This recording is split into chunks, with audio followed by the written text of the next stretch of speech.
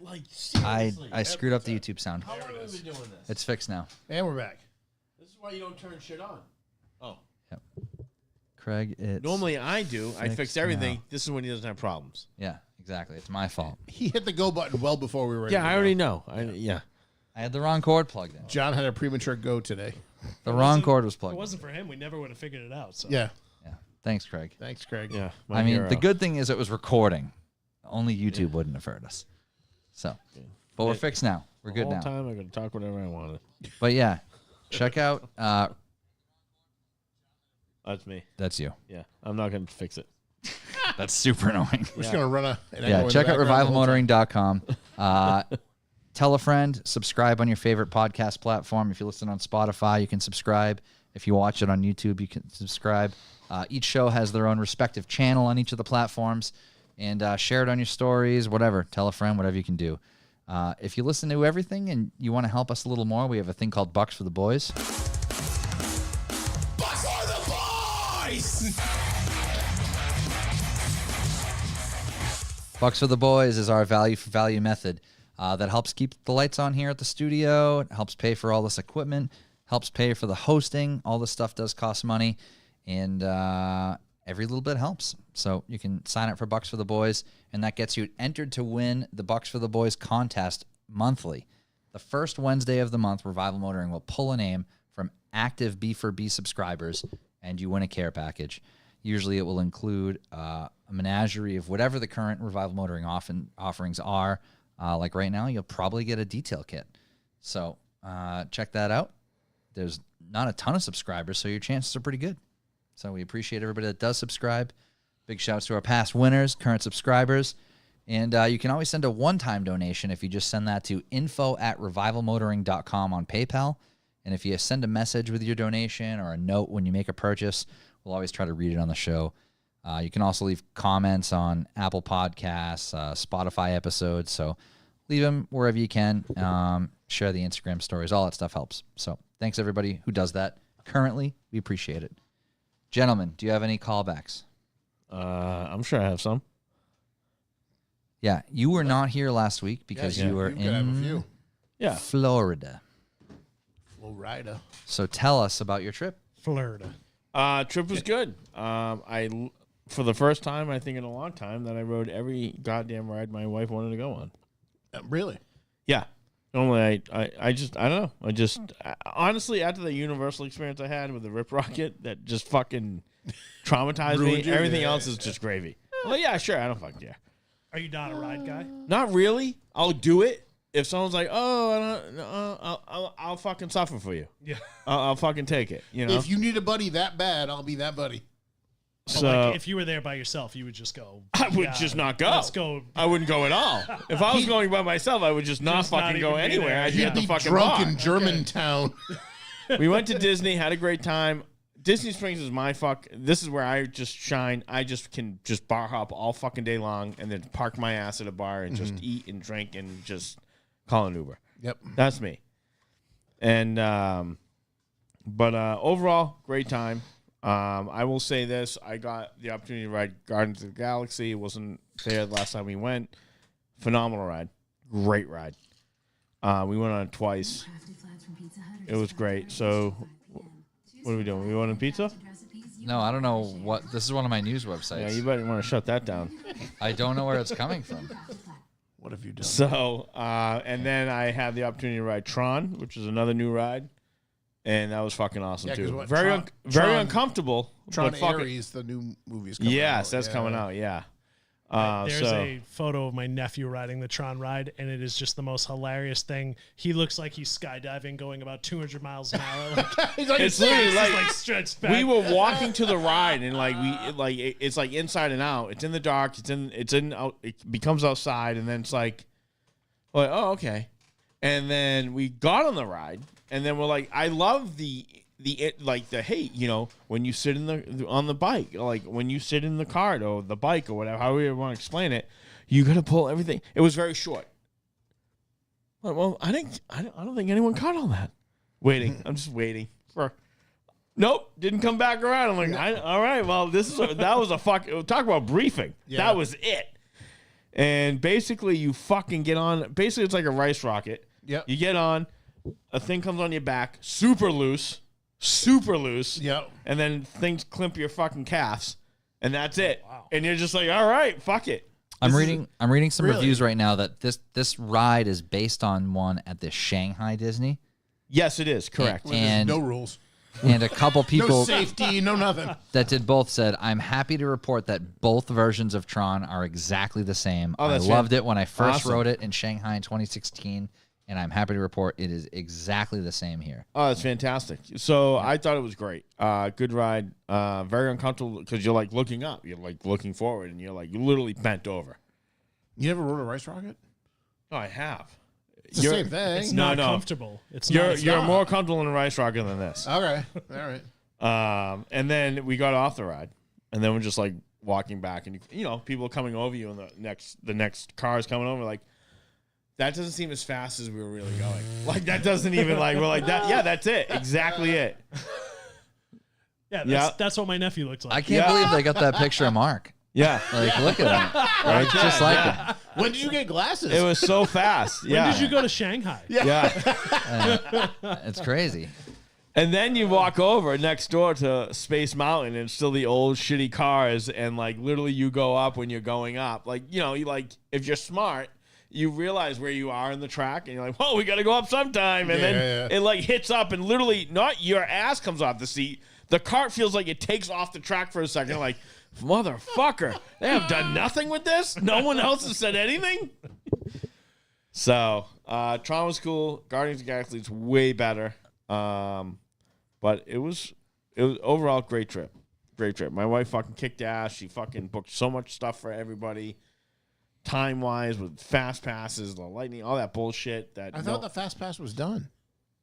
lightning lane, whatever they fucking call it. So they just changed it. It's literally the same thing. So- Yeah, okay, yeah, alright. yeah. Same It name. made it sound like they were getting rid of all of that, and New name. Yeah, they Yeah. did, and New it's name, literally more the same. money. Yeah, exactly. Yeah. So, but it's worth it, like, because otherwise, if you're just looking to ride the rides, pay the money, go through the fucking lightning lanes, and because otherwise, I get how people spend fucking 9-10 hours at a park. You're sitting in a fucking line. Like Guardians of the Galaxy was like 170 minutes at one point. I'm like, I'm not doing that. Yeah, no. I don't. nope. I don't care if they fucking giving away $1 million. I'm not doing that. That's crazy. What's that? If you said it was 1.7, Oh, it's Guardians. Yeah. if you said it was 1.7 minutes, I would think Yeah. about. Like, Yeah, I no. don't think I want to do it. So we got there early another day to Epcot just to ride that, and we waited only like 35 minutes. Like we got there before it even opened. And, Oh, like, yeah. the When you line- stay on the park, you get to go in an hour early, right? we can do a lot of things when you stay in the park. Depending on the resort you stay at, we're at Yeah. a fucking like high end resort. Certain so resorts have different perks. they have like magic hours. So anything from when the park normally closes, they extend the hours, and that's really the best time to go because there's less people, and then rides are so short. But yeah, Guardians of the Galaxy was fucking cool. One of the best. The last time I went, the Avatar stuff was new. So I've done that. So there's 2 Avatar rides. One's like literally like the Pirates of the Caribbean. see, I look at it like it's the small world or whatever. Yeah, it's like the Yeah, same shit. exactly. Yeah. Yeah, yes. And It's like a creepy water ride. we went in there one time. We happened to have fast pass because it was new, so we didn't know. And we went on and we're like, and then we got out. It was like a fucking 2.5 hour wait. Like someone's at the end with a flag. The line's fucking. I'm like, whoever's waiting in this is gonna be so fucking pissed when we get on that. But there's the other one. Like, because it wasn't worth it, you mean? It's just not worth it. It's just not the worth a line is 2-hour crazy, ride. It's yeah. not worth an hour ride. For a It's not even worth a 15-minute 30-minute ride, truthfully. So I've never 10-minute gone on it again. Float through the Avatar Yeah, fucking world. ridiculous. So the other Avatar ride is like, I don't know, 4D kind of thing. That's the one where you're like riding like a motorcycle type exactly. of thing too. You're on like a back of a Banshee or whatever, and it's fucking amazing. That's ride's great. That's a great ride. Recommend to anybody. It's fucking awesome. It's basically like the mom ride, like the Motion Odyssey Exactly. movie, if Yeah, you're pretty familiar with much. that. Yeah. Yep. Yeah, you get, but it's like obviously way better. Ginormous screen. They like spray It's water and unbelievable. wind It's at fucking you. awesome. Yeah, it's really one. cool. Yeah. So get a fast pass for that lightning lane, whatever you want to call it. But the thing is, when you're waiting in line for a ride like that, the way they like decorate the line and stuff, They do there's a lot, stuff to look at. It's way better. Oh yeah, you miss it. If you don't wait in line, you miss a lot of things. So there's a couple of times where we're like, oh, we're gonna run on this. We have time, And I'm like, oh shit! I'm like, you don't see any of this. And the line is like, just fucking get there. So you missed a lot of fucking. Yeah, within the line, there's like some cool display, like especially with the Avatar rides. On that the cool Avatar ride where you're riding like the motorcycle thing, where it's like you're on the Griffin, whatever the fuck it's called. The Banshee. Yeah. There is a display of like a person in the tube of like formaldehyde, whatever they call that from the movie, Yeah. like the Avatar. Have you seen the movie? Years ago when it first came out. I've never seen the movie ever. Really? No, I don't need to. The ride's great. Yeah. I've seen it all. Paul McGraw. I can't. Oh, Mike Reynolds. Thanks for joining us, pal. I can't with him. This Better Blake, Blake. better Blake, not the other Better one. Blake. Yeah. I don't know if I can live up to that. Yeah. I really wish the other Yeah. Blake was in this. You're right not now one to of see it. you're not one of Paul's customers, so Yeah. Paul can confirm you're the better Blake. This is not the first time in my life I've been referred to as the better Blake. There was an evil Blake at one point. I don't doubt it. I fought him and won. I got some fun numbers here. Okay. Throughout the 7 days, and I walked. Okay. I walked 52.25 miles Wow. in 7 days. That comes out to 147,000 steps. Insane. That's a lot. Nuts. That's fucking nuts. Yeah. Yeah. That's- I was like, my watch is like, you're just like hitting milestones. I'm like, yeah, well, wait till I get back. I'm closing circles like a son of a bitch Yeah, over here. it's fucking crazy. So I did the math at the airport waiting for my flight. I'm like, I gotta bring this up. This is insane. 52 miles. I'm lucky to do that. Do you feel just super fit now? No, You ready to do no. one I of even went those to the gym during Spartan that races? during all that. Yeah. But no, I don't feel super fit. I feel super exhausted. Yeah, I hear that. Let's see. However, one of the big things I was happy to go on was the Rock and Roller Coaster because that's Aerosmith themed. It's going to be rethemed in like 2026 to the Muppets. I hope they don't really change anything other than the theme Music and stuff. because the roller coaster alone is just great. Is that So- the one at Rocky Point? What's that? The old music coaster at Rocky Point? I remember that. Yeah, that's what I'm saying. Yeah. Yeah. No. They used to play Aerosmith. Yeah. But actually, when they played it, Aerosmith was new. So Yeah. Yeah, exactly. Right. So that ride's that's pretty when good. I went. It's funny. It's so funny when the cast members decide to like. It's late in the day. I don't give a fuck, and it's not a long wait. Like when you walk in, like it's like Aerosmith's in the studio recording, and then all of a sudden their manager comes in. It's like, oh, we gotta go, blah blah blah, and the guy working like kind of talk, like having a conversation away. Nope. Halfway through that, they're like, all right, keep going. Just keep going. The ride's slow. Let's go. Let's fill it up. And I'm like, this is hilarious. It's funny how Oh, much. those are live actors for that? No. That's all like some type of fucking bullshit stuff. But Yeah. like the guy working the door, Oh, yeah. tries to have the conversation, like he, With he's them, yeah. he's coming up with good ideas. But like that was halfway through, like, all right, go on, keep going, guys. Come on, Move it. keep going. I'm like, oh, all right, this means nothing. This is just crowd control bullshit to enjoy and just to fucking please people. It's fucking funny. Yep. Let's see. Oh, call back to last week's episode. Very good. Seltzer's like drinking TV static. Who explained that to somebody? I said that. So that is a quote from my friend Sarah. That's Sarah said that she doesn't like seltzer because it tastes like drinking TV static. I fucking love that. She's a very picky eater. I think I was like distracted at the moment I heard that. I'm like, what was that? I'm like, Wait, I gotta go back. I Yeah, went back. and- I pulled it back. I'm like, this is great. Anthony's wife, Sarah. Yeah. Yeah. She said she doesn't like seltzer because it reminds her of drinking TV static. So, you guys talked about the Conjuring house. Yes.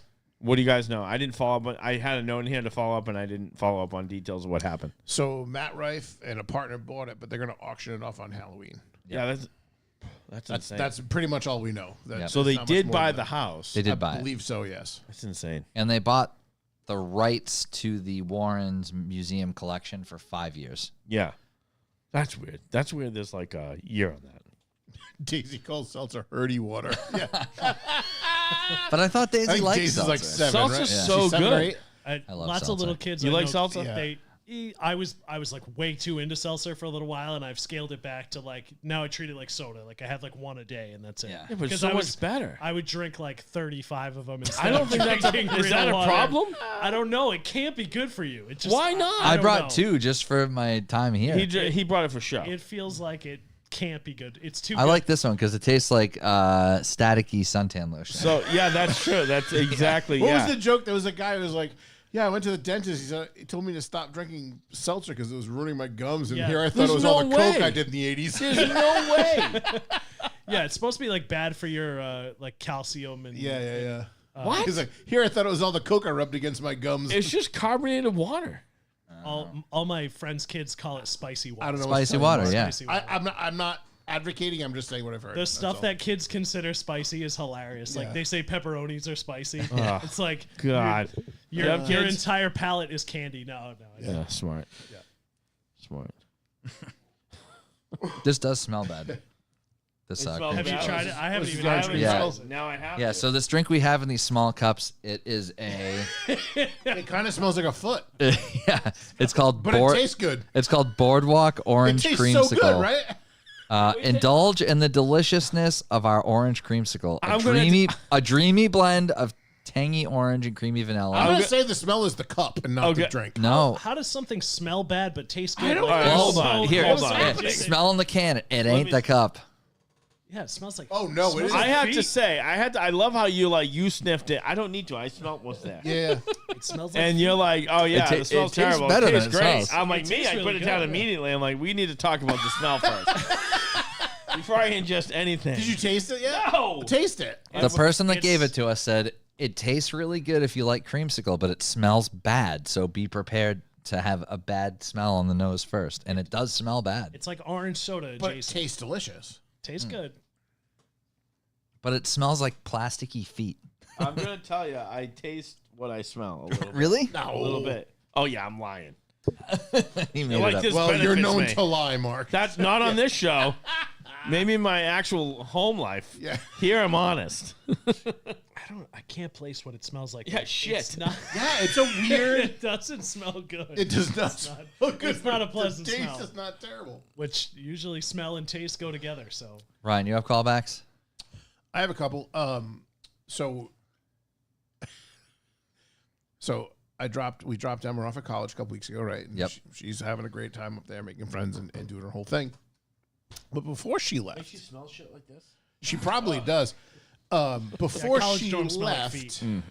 her and her brother decided they would buy a bag. Oh, yes. I like this story. 250. You've heard. Yeah, Yeah, I know. Tell me. I know the premise. I'm going to go pee while you tell. Good. They bought 250 mini ducks. Yeah.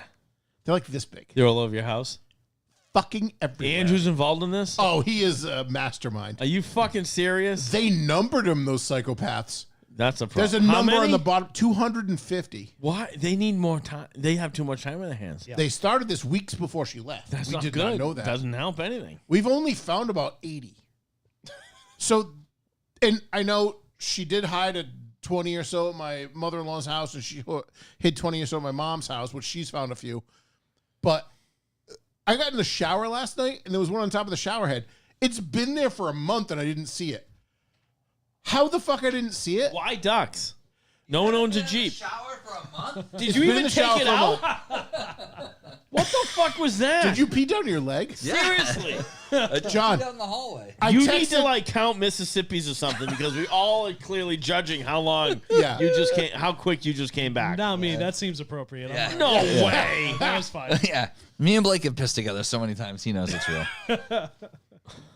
anyway. I also Some know days are longer than others. That's John's the not question. big. John's not big on public peeing, but you get him by himself, he's a pro. Yeah, and I'm not big in general. Oh, so you it's hate really public fast. peeing too? Well, that's why it doesn't Yeah, I take don't like long, it doesn't public- take Oh, I long to hate get it. it out of the zipper. He needs the So will water you go in a running. stall over a urinal if that's a possibility? Not over a urinal. He doesn't like people hearing it, so he's got Yeah, I to don't want to hear flush. it. Have Yeah, the I running always water. flush at the same time. Oh, you're like one of those folks. man, I'm I proud of flush the sound. second I take it out. It's like, do you hear the velocity at this thing? Yeah. I flush before I start pissing. What else do you got? Continue. I don't know. Yeah, I don't, sorry. Go I ahead. don't know where I Oh, was. do you want me to you- pull that no, story up that you had? Which one? The one you sent me? The ducks? We'll get Yeah, there. we'll Okay. get there. We're That's talking about the news. ducks. That's news. That's news. Okay. Sure. Yeah, but so I found one on top of the shower. I texted Emma. I was like, I feel so violated because this little creep's been watching me shower for the last month. She's like, oh my God, you found it. That's my The favorite best, one. her response should have been, I know it told me. that would have been better. Well, the funniest part was we were moving her in, and I brought ducks to hide in her room. 'cause What the fuck this- is with you and the ducks? Well, no, this was already going on. We had What already, is this we household? already knew No one owns a Jeep. it was happening. Andrew wants a Jeep so bad. He wants, he doesn't have. He has, and I'm gonna embarrass myself here, at least 20 of those ducks that go in the Jeeps in his room waiting to get a Jeep so he can put in the Jeep. And I'm so How's sad that going to embarrass you? I recently saw because I'm raising a guy who wants to drive a Jeep with ducks. There's nothing wrong with a Jeep. It's There's the nothing ducks. wrong with It's a the Jeep. ducks. It's the ducks. It's the Correct. ducks. I recently I'll buy saw him the a Jeep. Chevy Don't put the fucking Silverado. ducks in. Don't you Yeah. say A Chevy Yeah. Silverado ducks. on Stay the in your lane. dashboard. You That's can't not do your that. lane. Stay in your fucking lane. Just- you need to not be there. Yeah, the Chevy guys should put No. dicks all over the Dildos, dashboard. Yeah. It's a dash covered in dicks. That'd be awesome. Anyway, Now you know your market. You can Yeah. 3D print those things, get them on Amazon. Little different rubber So shaped you got like dicks. 120 ducks to find. at least, and then I'm going. I've found most of them, and I'm looking in some nooks and crannies. Like, where the fuck are the rest of these ducks? At You least look they in your numbered garage, them. They did number them. No, they said they were in the house. your shop. Oh, they're lying. No, nothing They're in the lying. shop. Nothing in the shop? No, They're they no said they're fun. in the house. That's all. You'll find kids in At least they're numbered, so you know when you're done. No, you don't know when you're done because if you find Well, you have to two- mark 'em off on a I spreadsheet. guess, I would yeah. literally- I Are would you marking literally them- have to know. Wait, hold on. No, you're not marking them off? We have a mason jar. We just I'm fill going the to tell you mason right now, jar. there's no OCD over there. No, I would be there fucking isn't. be like, oh, fuck, have a it's spreadsheet. numbered? You get That's the it. spreadsheet. Yeah.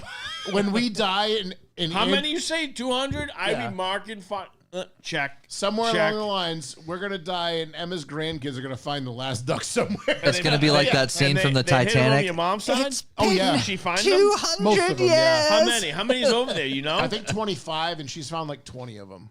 There's only a few left. So But the funny part is she's short, so she yells at Andrew's like, "I found a duck. Go get it," because I can't reach that. Oh, my God. It's there. It's been 84 It's been 84 years. Yeah. Chucking that blue diamond into the water. Yeah. Oh, my God. Except So, these ducks are worthless. News? Exactly. Was this the last can she had?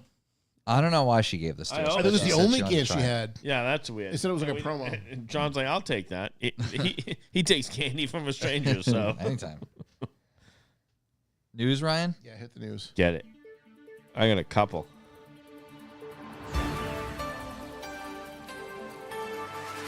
Breaking news. Okay. Go ahead. Oh, that's a good one. This is mine. He just said okay. I usually I don't he. know. Oh, bizarre. Yeah, you go because I want to make this come through the fucking soundboard. A Florida man attempts to cash a $368 billion check. Billion?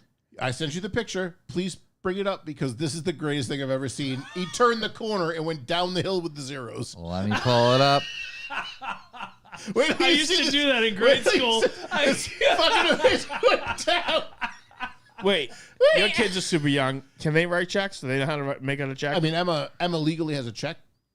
Yeah, she can write a check. All right. Andrew can't. 'Cause I he's used not to 18 do that yet. like when I always worried you like get kids to the just right, don't go to the know right how on to your do it. paper. You gotta see yeah, the right expand side it. of Yeah, the he's check. gonna do it. Don't yell at him. He just went down the hill. Like He planned to build an 80 million square foot I want to see underwater the whole restaurant. check and who it's made out to. Underwater. Underwater restaurant. I love Florida Fucking man amazing. stories. Underwater Italian restaurant. I love Florida man. It's always Florida. Always Florida. It's like, you know, we don't want to fucking shit out of them, but it's like, this I is mean, where like, things happen. give me a fucking break. Give me a reason not to. Oh, yeah. This is the picture of the fucking duck on my shower head. Are they magnetic in any way? No, they just No, sit there. no. that's It's been up there so long, I was like, impressive. how did it not fall? It would have been weirder if I was taking a shower and it fell on me because Yeah. the pressure of the water like vibrated it off the top. How did it not fall off? I don't know. That's actually more of the question. John, you're a mess over there. What are you doing, buddy? Fuck, not much. All right, Mark, hit us with something. All right, here's what I got. So, real quick, Emmys, Nate Bargatze, Yep. and I might have said it wrong, No, Bargatze. Bargatze, caught a lot of backfire for his hosting. I didn't watch it. Did anyone watch it here? Anyone? No, of course not, because it doesn't fucking matter. Because it's the Emmys. So he got a lot of shit for this whole. He was on like Kimmel before this happened, Okay. and he like made up a game because everyone's allowed 45 seconds to say thank you, blah, blah, blah. So he's like, hey. Oh, is this the $1,000 a second? Exactly. Oh, okay. 100 grand. I'm going to donate 100 100 grand to Boys and Girls Club. Yep. Great. But if you go over every second's $1,000 taken off. TDs in the chat. But anyone who is under their 45 seconds, $1,000 gets put back on. So whatever. So it was just a little fun bullshit. He caught a lot of fucking heat about it. Why? Like exactly why? Because at the end they ended up donating $350,000 to the charity. So it's all ridiculous. I didn't watch it normally. Normally I don't, but I might actually go back just because I think overall the hosting another I forget, Oliver fucking someone came up and he was a dick and on purpose just to be an a-hole to try to raise money. So I was hoping someone else watched it. Nope. But You that's couldn't fine. pay me to watch that. yeah, no, they don't mean anything. All right, here's my next one. Person dressed in scuba gear robs Disney Springs restaurant. Oh, I Pause. saw this. So this Oh. is So Kids in amazing. Florida are doing a deep that what dive you into a have? bizarre heist involving scuba gear. Investigators say Scuba the gear. suspect swam up to the Paddlefish restaurant in Disney Springs just after midnight Monday. He walked inside in a wetsuit, held up the place, and stole up to $20,000. Give me all He your then cash, slipped see? back into the water and vanished. The sheriff's office Vanished. says no one was hurt, but the search for the aquatic bandit still ongoing. Yeah, no kidding. Sorry, she was going to say it better than we would have. Yeah, no, for sure. So I frequent that restaurant every time I go. Love that place. So pretty crazy. So I told Kat this morning, I said, well, now I know how to rob fucking Disney Springs. Pretty fucking easy. All right. So here's one more. A visitor dies after becoming unresponsive on a roller coaster in Universal Epic Universe. That's a new fucking... All right, you got it too. All right. So my whole thing. So I learned something this So weekend. tell as me well. about this roller coaster. It's the brand new roller coaster. Brand new. I know nothing about it. Nothing. Because you about guys it. didn't go to Universal on We this did trip. not. It's a separate Candace, park. Candace and James did. Okay. So I don't know. I'm pretty sure they rode that. No problem. TDs, I'd pay Mark to be a host at the Emmys. Thank you, TDs. So yeah, I'm with him. I'm not even mad either. Gangs as fuck. I like that. Yeah. Good evening, Billy. Good. What are you doing up? Billy Roy in Germany. Yeah, It's really 1 late a.m. there. man. Hey man, good to hear from you. So so here's what I learned real quick. Disney property separate from Universal, obviously, but I think they have the same rules. So we learned this week, talking to someone who worked at Disney for years. She retired, so now she's like, here's a secret: no one's allowed to be reported dead on Disney property. Yeah, I've heard that. I'm like, They fucking drag their body off the property before they pronounce them dead. they act like they're just not Unresponsive. unresponsive, and do their thing, and it's like, wow, They are fucking in crazy. total control of everything Yeah, that goes on. 100%. Yep. Yeah, pretty wild. So I bet That guy was dead on the roller pretty. coaster. Oh, 100%. He had a heart attack. Like, if it's fine, I Yeah. get it. Like, it's are you not kidding? a- I'm surprised I haven't had a heart attack on some of their rides. You know, I'm like, I'm like, I love though. The warnings are there. Like, if you have a heart problem, if you don't know, it's gonna find mean, out. You're gonna there- find But there's out. a yeah, fucking sign their that MO says- is to have no one die on property. Right. For if Disney, the yeah. sign says if you're pregnant, if you think you're pregnant, if you have heart problems, Yeah. the fucking disclaimers are there. So I'm very Number of interested in days this ride since though. someone's died at Disney. Yeah, exactly. It's open. It's always All zero. these years, it's never happened. We've never weird. had a Meanwhile, death cruise here. ships Yeah. kill 7 to 10 people a trip in Way 7 less days. dangerous. It's Way like less it's a dangerous. high percentage of people die in a cruise ship. Is that the percentage? have more- Is this 7 to 10 a trip? 7 to 10 people, not percent, but 7 to A 10. 10 a trip? Yes. That's insane. You Holy have shit. 7,000 people on board. No, and I they're- know. Most of them are over 80. I never thought about it. There are morgues and jails and everything. No, on I those know ships. all that stuff exists. I watched a documentary. It's fucking kind of cool that all that shit It was exists. either 5 to 7 or 7 to 10 people per cruise die. Like that's it's fucking wild. that's a lot. Wow. Yeah. 200 annual deaths I on mean, cruises. This wasn't one of my newses. Which, like, but those people are probably going to just die if they, They would would've have died anyway. They would have Exactly. died anyway. It was just, it's not, it's got nothing to do with the crew. yeah, No, I got to talk to James. I don't know about the new. But yeah, new basically universe. it's a new roller coaster at Universal. Guy died on It's it. a whole new park. Whole new park. Yeah, that's a whole new The park. Epic Universe yeah, Park. epic. Yep. So yeah, he croaked on the roller coaster. Wow. So shouts to his family. Shout out. Is that what? Shout-outs to his Thoughts family. and prayers. Prayers, Thoughts and prayers. yeah. Shout outs and T's prayers. and B's. Yeah. I got a good one. Speaking of partying, Okay. the Nantucket sewage this year showed cocaine levels 50% higher than the U.S. average. The what? Wow. The what? Fantastic. Sewage. Good for them. Sewage. Sewage. Yeah, a lot of flush cocaine in Nantucket. So the testing conducted between June and August of 2025 found cocaine concentrations topping 1,500 nanograms per liter of wastewater, which is well above the national benchmark of A 1,000. lot of college kids got screwed out of their stash that weekend. Yeah, it sounds like it. It's a bunch of cops just taking stashes and having a good time. Or their parents found it, and that's it, I'm flushing it. It's on Nantucket, so Yeah. I think the parents and kids are sharing probably. Yeah, probably. Any more news, or we want to dive into it? We can dive into it. Yeah, we're- I have we're history, pretty but we can dive into We're it. pretty far. Yeah. You good with that, Ryan? I think that's all I got. Okay. So like I said, we've got Blake with us. I wanted to talk to Blake about the basic thing I want to talk to Blake about was hunting and fishing specifically. But with that said, the thing that I was very interested in is when Blake and I were talking about hunting, he started explaining processing meat, the difference of properly processed meat versus not properly processed meat, proper field dressing and how that affects the taste of it. So there's a lot of layers to this.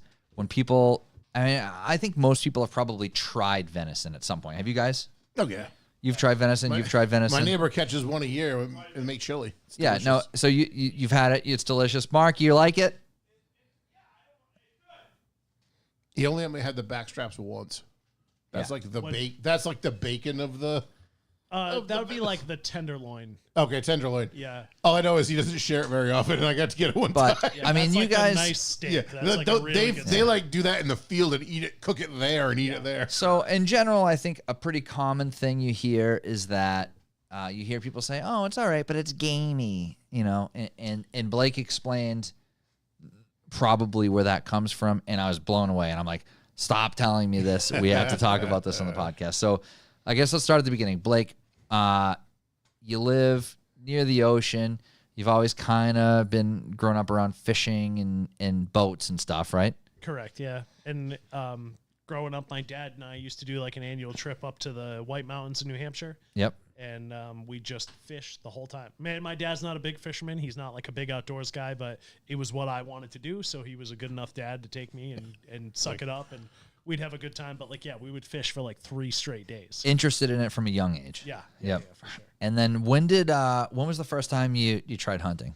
So I was lucky enough to have an excellent hunting mentor in my cousin married a guy who's a big bow hunter. Yep. And he kind of took me under his wing. I mentioned to him, you know, when we met and we started talking about it, I said, hey, I was like kind of exploring the outdoors. I was starting to do a lot of camping. I was doing some hiking, just realizing a little bit later in life after kind of moving away from it that I had a love of the outdoors and just felt great. It just loved to be out there. You know, you feel great, fresh air, sunshine, all that good stuff. So, And for someone growing up near the ocean, it's like it's not just summer. I mean, you're into snowboarding, you're into mountains, you like hiking. And obviously from this yeah. area, you get like 3 hours in any direction from some of the greatest hiking, hunting.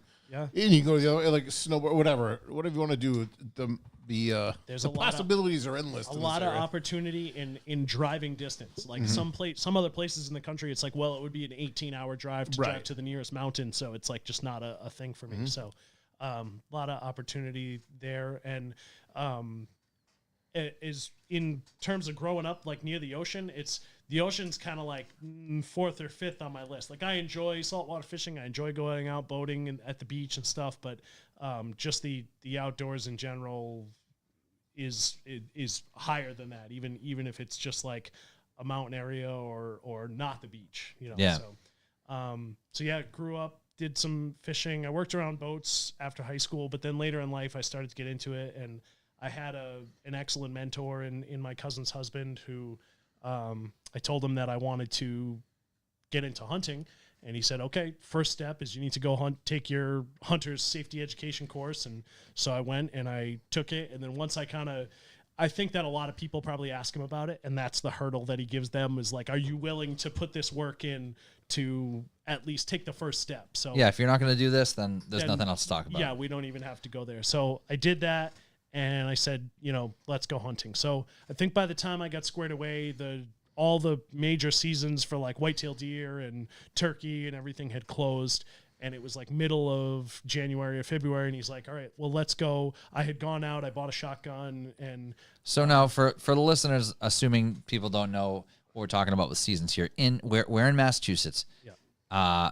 In Massachusetts, what's like deer season look like? So it opens... they recently changed it, and it opens now second week of October. It used to open like I think third or close to the end of October. So That's it opens bow, second. right? Yep, bow season opens second week of October. That goes until the last Saturday after Thanksgiving of November. Saturday after Thanksgiving, you can't hunt Sundays in Massachusetts. So Sunday is closed, and then that Monday, the first Monday of December, opens the 2-week shotgun season. That's a 2-week season, again, closed on Sundays. Only 2 weeks. They consider that 2 black weeks. powder, right? Because it's rifle and shotgun. So that's the It's black shot. powder. So the black powder season picks up where shotgun ends. So Okay. from the second Monday or the third Monday in December till the 31st is the black powder season on Okay. muzzle loader. And then on January 1st, the season's closed, and that's it for whitetail and waterfowl and turkey, and all those other seasons are different. They have a number of different zones, and I think that turkey ends sometime in November. But The laws so seem exhausting. that is one of the bigger proponents of it Holy because shit. of the Different weapons. well, not Is even that that. the weapons used? That's but not the right word. Yeah, you could call it. Yeah, they Weapons? call it weapons. It's mostly because of the conservation. Yeah. Like they are trying to Right. manage the harvest numbers based on Sure. population. There's a whole science that goes into that. Of course. But, that whole thing, that's where they come up with the The seasons. deer one is the one that confuses the fuck out of me because it seems like they're so overpopulated.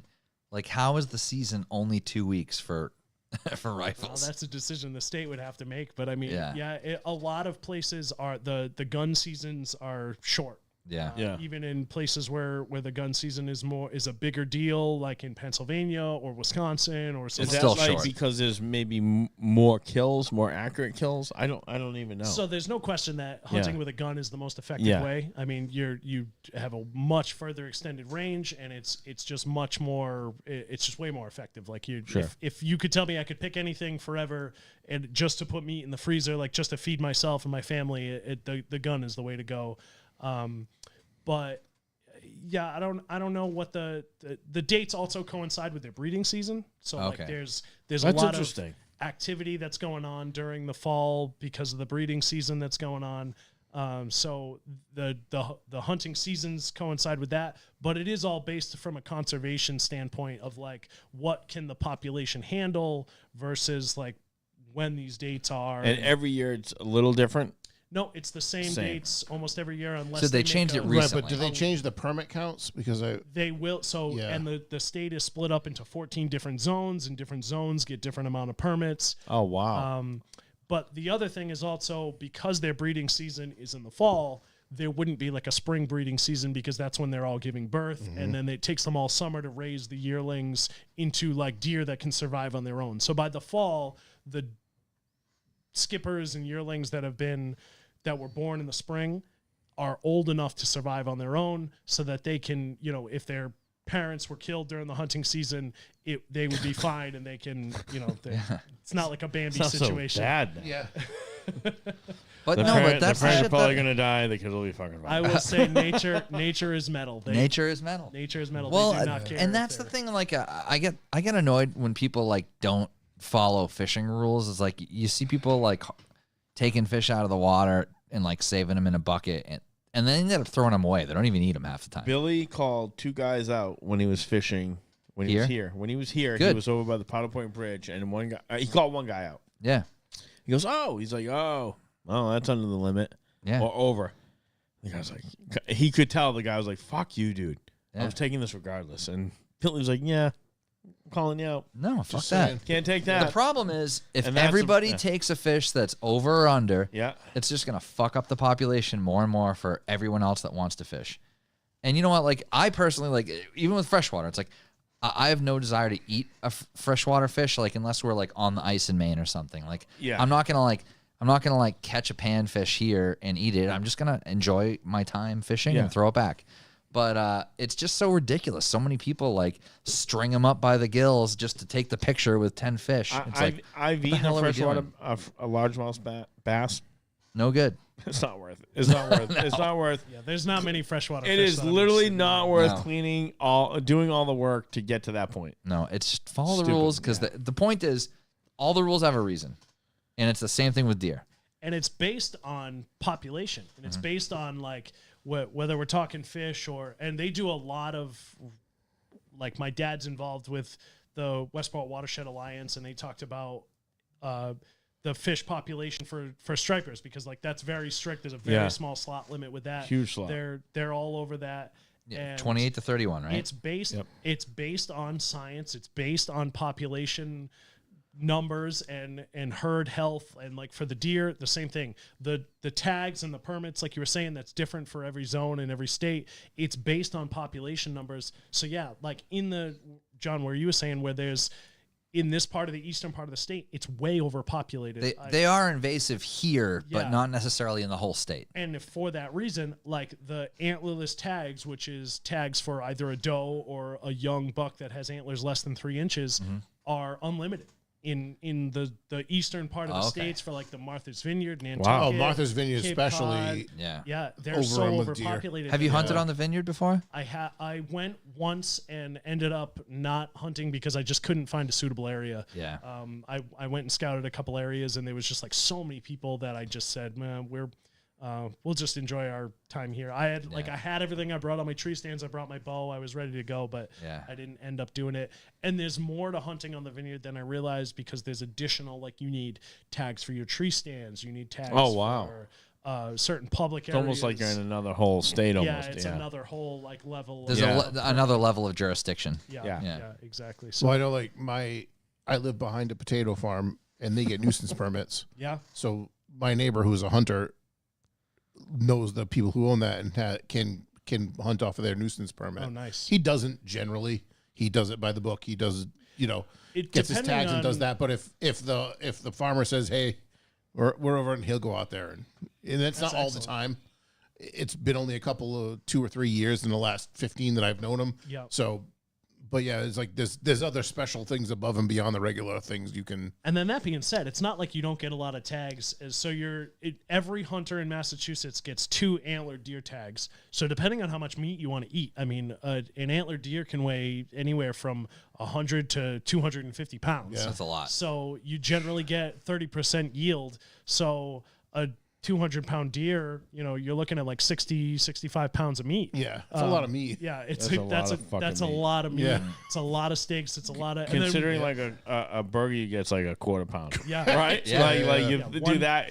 1 pound package Right. of hamburger Yeah. does 4 A hamburgers. steak fillet is Yeah, like he's offered me, 7 like- to 8 ounces, right? He's offered me venison steaks, Yeah. and I'm like, I'm not going to eat that. I'll eat the chili, delicious because it's mixed in with everything else. Give me the Is little it too gamey for you? It's not the gamey. It's just I don't know what it is. So it's very different than a beef. It's so cut 100%. because it's Yeah. extremely so lean. Yes. It's very lean. So that you're right. The chili is excellent because most people, when they do their hamburger, they mix it in with pork fat. Yeah. So you get some fat in there. But yeah, if you were to just grind this meat up, there's like no like cooking fat. Yeah. Like when you cook You hamburger, cook it. It's so dry. It's Yeah. so just like ugh. yeah, And that's where you get the gamey. I think is where you get the gamey like name from. Yeah.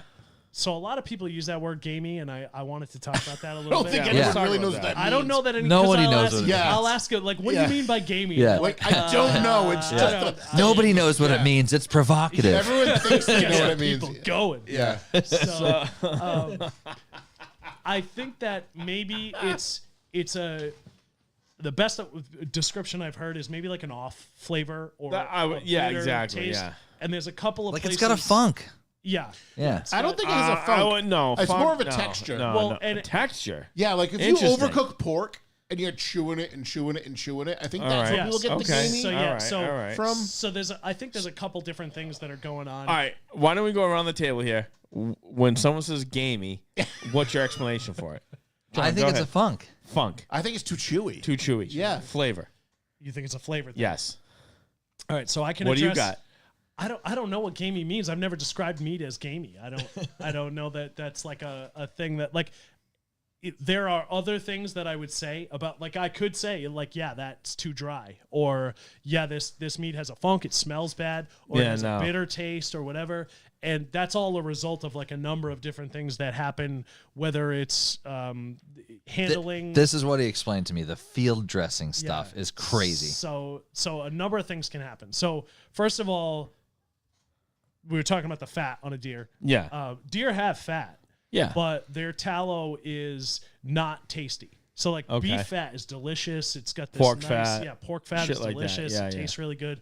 Deer fat is very bitter, and it tends to leave like a waxy. Because they don't really have fat. Like, Yeah, they're not. They have fat. Like so, I've. I mean, I've everything had has some fat, but deer like that- it's a lean animal Yeah. generally. Yeah, I've had some deer that Just handed definitely that had a like lot he of wasn't fat sure he was going on to them. accept it. He said he has one a day. I didn't want to push it. Well, and I'm still working on my fresh catch here. Yeah. So deer tallow, not tasty. Not something that I would recommend cooking with. Not something you want to, when you're Yeah. processing a deer, you want to get rid of all of that. I hate all fat. So meat. if you don't get rid of that, you'll have a bitter taste to the meat because it's still on there if you don't trim that away, and it kind of leaves that waxiness to your mouth. So people, there's an off-putting flavor there. There's an off-putting texture there that people might say is not good. So that's one thing that kind of gives That venison- could be the gamey thing. correct. Yep. So that's one thing. For some people, that could be what they're calling gamey. The next thing is spoilage. So the three things that cause spoilage are water, dirt, and moisture.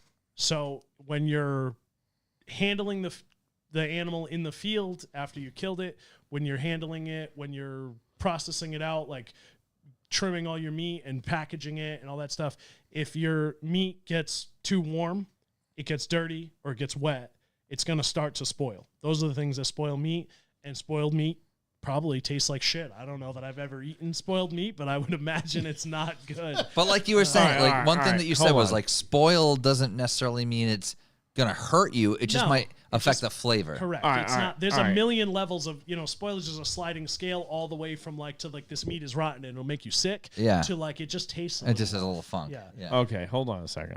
Let's back up here. So, all right. So you kill a deer, right, in the woods. So, Usually.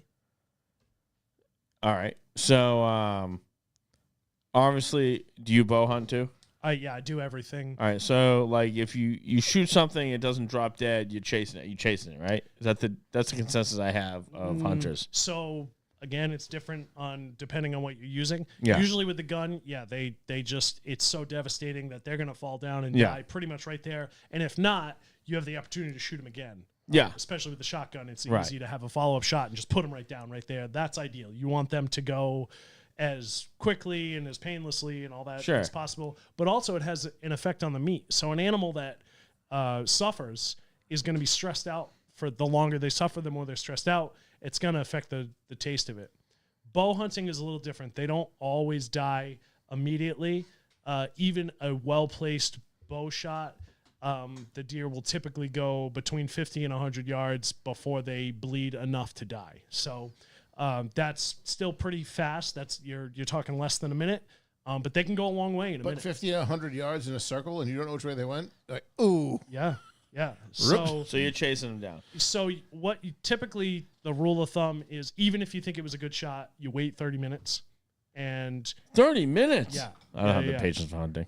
I'll tell you that right now. oh yeah, it is a. he didn't total talk about the patience. 11 hours in the stand first. Yeah, never mind the time. No, after the that shot. I can accept. The Really? yeah, that I can wait- accept. I wait weeks for one shot. spend day after day after day. I take a whole week of vacation and I'll spend all day out there and not even see a deer. Never mind have an opportunity. So what are you doing just sitting there? Something. A lot of times I'm on my phone. Self-reflection. Are you reading a book? Sometimes I'm on my phone, to be honest. Yeah, no. A lot of times Please I'm be just honest. sitting and enjoying. 11 hours of nothing, and then you shoot one, and then you got to wait 30 minutes to fucking get it. Yeah, it's tough. So some guys, like older guys, used to bring a cigar. So you'd take a shot on it. If you make a bow shot, they'd light up a cigar, smoke the whole cigar. Oh, Then that's you know about it's 30 time. minutes. Then I you love get that. down Oh, and that's go, fantastic. All Mark's right. a cigar Max guy, so he Barnes, gets I'm it. back on board. Back on board. You got me. You Back on board, baby. This son of a bitch got me. I'm back. I'm back. Oh, shit. I was like, well, I don't think you really want to be smoking a cigar while you're hunting. Like, that's a whole, Well, after the shot, everything's well, actually, Yeah. everything's Everything's gravy, baby. Oh, my God. That's fucking hilarious. I won't smoke a cigar out in the field. So Get out. I eat an apple. I'll bring an apple. It takes you 30 minutes to eat an apple? Oh, I try to eat it slow. How big's this fucking apple? I had an apple in Montana that was huge. I was The size of a pumpkin. so hungry, and I was so glad I had it. It was gigantic, and it was amazing. How big? I mean, Like, if you had it, like, size up your hand. Oh, fuck. it was, big it was apple. a good size apple. That's ridiculous. You ate it all in one shot? Yeah, we had hiked 7 miles. Listen, don't brag. Knock it off. If I was bragging, I'd tell you we hiked 35 miles in 3 days. That's the brag. But yeah, it was. So you want to wait because you want to give most of the time after the shot. They will go a short way until they think they're safe, and then they'll lay down. Oh, my And God. typically they die right there, so you have the best opportunity of recovering them if you. If you're chasing them, I you're going to run literally further. see Chase myself them. in a stand. They're gonna run. After I shot something and I have to wait, I'm just going to start fucking shooting trees and shit just to kill time. Well, again, this is a bow Because kill. I'm assuming I just forgot my cigar. No, we're talking bow kill. We're here. talking bow, so it's the bow is different because it's more or less a primitive weapon. Like, it's a modern bow, it's a compound bow, and it has a modern broadhead on it that's pretty devastating, but it's still not like instant. They don't just, even the best of the best shots, they don't just fall over and die. They run. And so after you've waited, however, the worse the shot seems, the longer you need to wait to make sure that you're going to recover it, because that's number one, is you want to make sure you recover this animal. All right. So You Also, shot the that animal. broadhead's worth $40. You're waiting time. well, usually You're waiting for it to drop.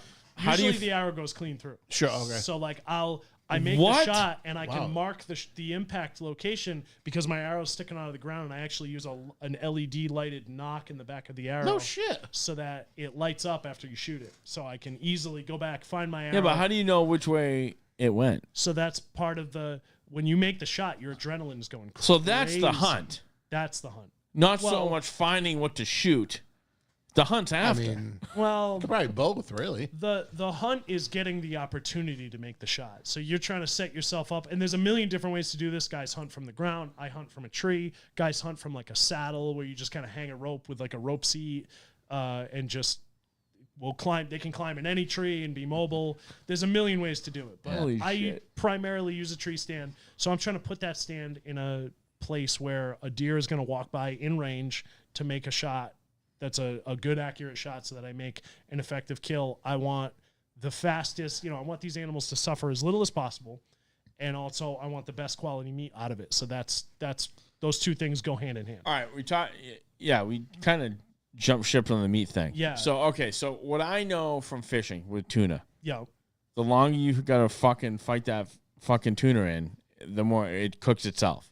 So the Kind of. greater the meat's not going to be as valuable. Stress is definitely a Right. factor in meat quality. So that's the same thing with hunting. I didn't even know that. Yep. So, and we were kind of talking about the things that have that off flavor or gamey flavor. So one of them is, the spoilage. The other one is fat. The third thing is The gland. the gland. So Sounds during the hunting season, the deer are mating, and mating deer is a whole their whole like life. A deer's 1 year life cycle. There's some really interesting videos about like everything that changes over a deer's 1 year.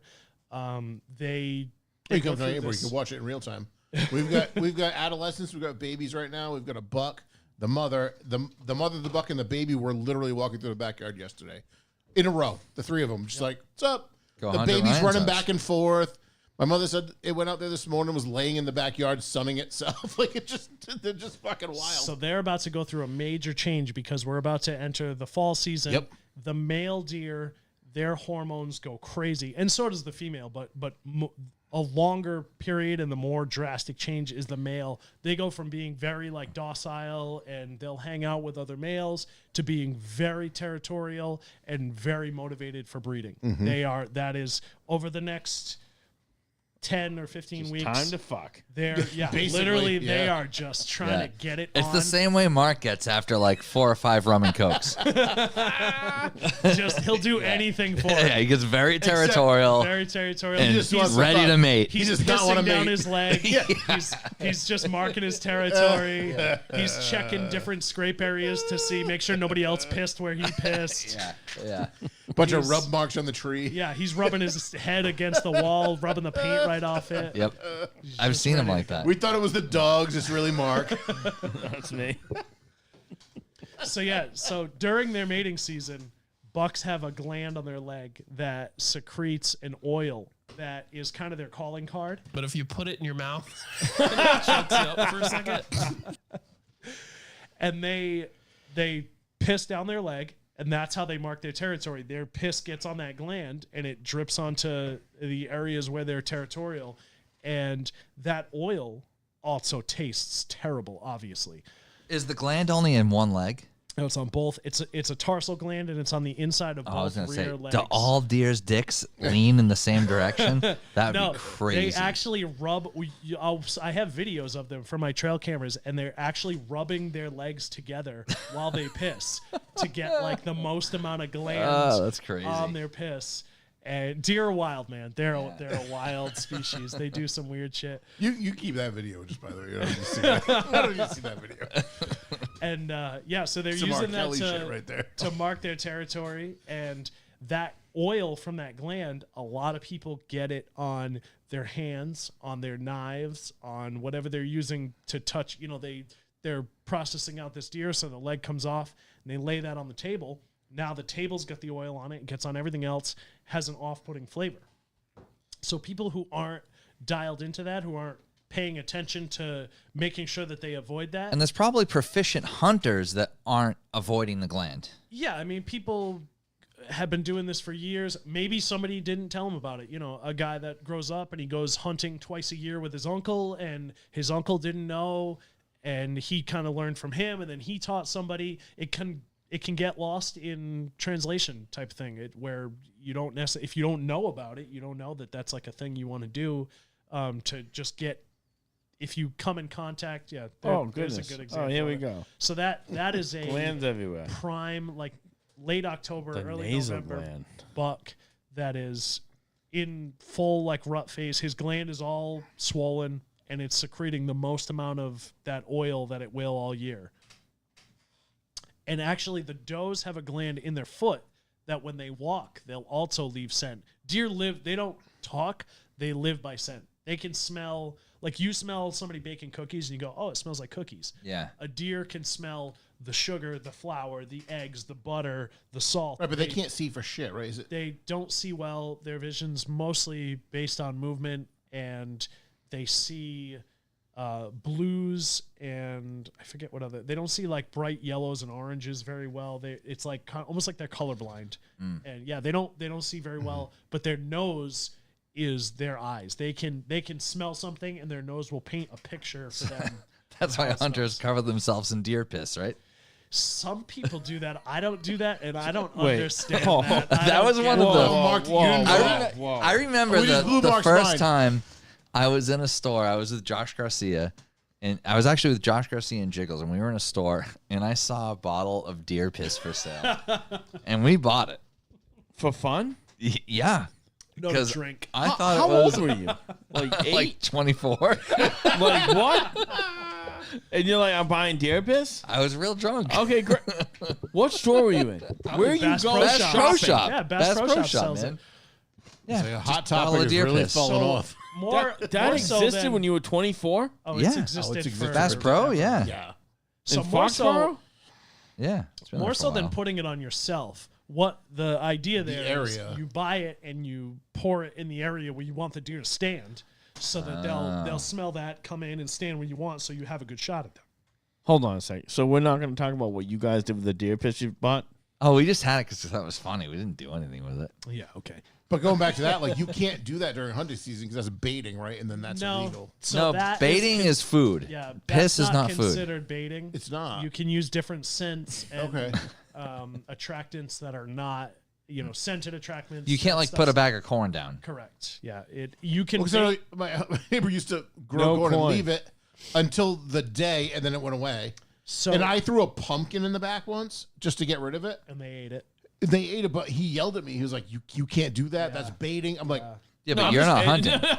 It's I'm only not baiting hunting. if you're I'm just hunting. dumping Yeah, but a if pumpkin, if right? he's hunting over it, he could be accused of Right. hunting Well, over that's his bait, so- problem. the end of the day, it was private land. No one's going to accuse him of anything. But like, he was like, "Oh, you can't really do that." I'm like, "But it's my woods. I'm going to throw a pumpkin away."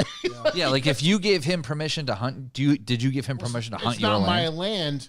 He was hunting the farm. Oh, I see. I threw the pumpkin away in the back of my yard. So it was still your land. It was just adjacent to the land he was hunting. He's like, Yeah. "Oh, you can't throw it there." I'm like, That's very loosely. "Yeah." I was like, "All right, I won't do it." But like, Sounds like your really, I don't neighbor's think a that's a big fucking deal. nerd. Well, take the pumpkin, smash on his fucking porch. It's I would either not here do or there. He's a good person. I would never do that to him. Well, So really, the bait for state of Massachusetts, some states allow baiting all year long. Mass doesn't at all, right? Mass allows baiting up until 10 days before the season. So you can put a pile of corn out and refresh it, All guys year have long. feeders and stuff Baiting. all season long. 10 days before the season opens, you have to remove all of it, and then you cannot put it back for the rest of during the hunting season. So But they get used to coming to that spot to Correct. eat. exactly, That's the idea. They'll Yeah. they'll come there.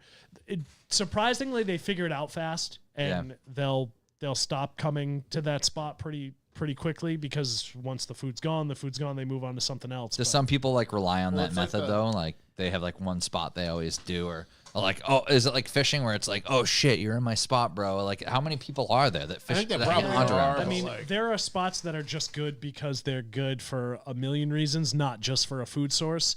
But oh yeah, people are definitely like, that's my spot, especially when you start getting into the public land scenarios, because hunting is different. There's not a lot of private ocean out there to be like, oh, that's Right. no one else fishes here except me. Yeah. But with hunting, it's like, yeah, there's lots of spots where no one else has even access to even go there. Yeah, Never it's like mind if it's hunting. your land, nobody else can hunt on it. Yeah, yeah. Or if you have sole permission on somebody else's property. Yeah. I have one property that's just like amazing. I see deer there every time. They love being there. It doesn't matter how much I pressure it. They don't seem to leave, and year after year, it's very consistent. And it's a private piece of property that you have access to. Correct. It's a piece of property that I have an agreement with the owner. He just wants some of the meat, Yep. and the rest of it is what it Sick. is. So yeah, it's a pretty good deal. That's local to you too. You don't have to travel too far for that. It's like 10 minutes from my house. Oh, that's great. So like I'll get out of work at noon on a Friday, and I can be in the stand at like 1 p.m. That's nice. that's pretty great. Yeah, it's ideal. So, but yeah, so that's the biggest thing about people that have maybe tried venison and didn't like it, or said there's definitely something to be said for it's not beef.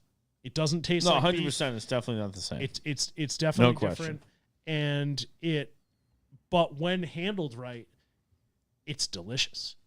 I am very, very anal about how I take care of it, and I mean everything from Yeah, you were telling me about your setup to dry age it and everything, and a lot of people don't have that ability. yeah. So one of the biggest things with spoilage is heat, and that's probably the biggest thing that people come up against. And again, that might be contributing to that off flavor or that gamey flavor that people talk about. So you never referred to anything like that as gamey?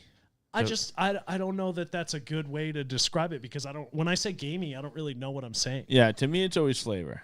It's a flavor. So like with fish, I feel like people use that word to describe guess- things that they're not used to eating, right? So like, sure. if you said bear or alligator or fucking venison or any things all that right. they're not used to the texture of, That's gamey. See, it's not texture to me. It's just a flavor thing. So Yeah. gamey to me is texture, not flavor. I'm Yeah. glad that you brought that up because that's one of the things is that like so venison is I think it's not good if it's well done. It tastes or more of a texture thing. It's very chewy.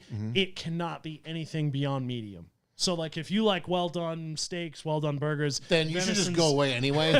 That's just ruining the meat. Yeah, and venison is not for you Right. if you want to have a well. But I also done- think like venison is the bridge between hamburger and then like some other exotic sure thing, right? And there are other exotic animals like big African game that people say are even more, or even just like Western mule deer, which is a different species. And I wonder than if that's why people use that word gamey is because they call those like game meat. the game meat. Like Yeah. it's just a different, you know, Yeah. what they And use in to it- describe the. And like I said, it is totally different. It is not beef, and it's going to be different. But a medium rare or medium cooked venison backstrap can be delicious and be a very different meal than what you would have if you were having a beef steak or whatever. So it's almost like the I've never tried it like like the that. teriyaki when you get like teriyaki, like Chinese teriyaki. Oh yeah, like a strip. yeah, That's what I likened the deer backstrap to because it was thin. The way They it was did it in a prepared. little bit of a sauce. I'm not sure what the sauce was, Yeah. but it was fucking delicious. the other thing is people tend to be afraid to do anything more than your standard stuff with it. So like they make hamburg, so chili, hamburgers, tacos, your basic hamburg stuff. And then your back straps are just like your steak. So they cook that on the grill with like salt, pepper, garlic, the basic way you cook a steak most of the time. And that's it. Recently, there's a lot of stuff with like a lot of companies, hunting brands and stuff that are trying to get people to branch out and do more cooking, like more pairings with you hunt or fish for wild animals, wild game, and you cook something that goes with that type of cut that you're using, whether it's a roast, whether it's shanks and you're doing an ossobuco.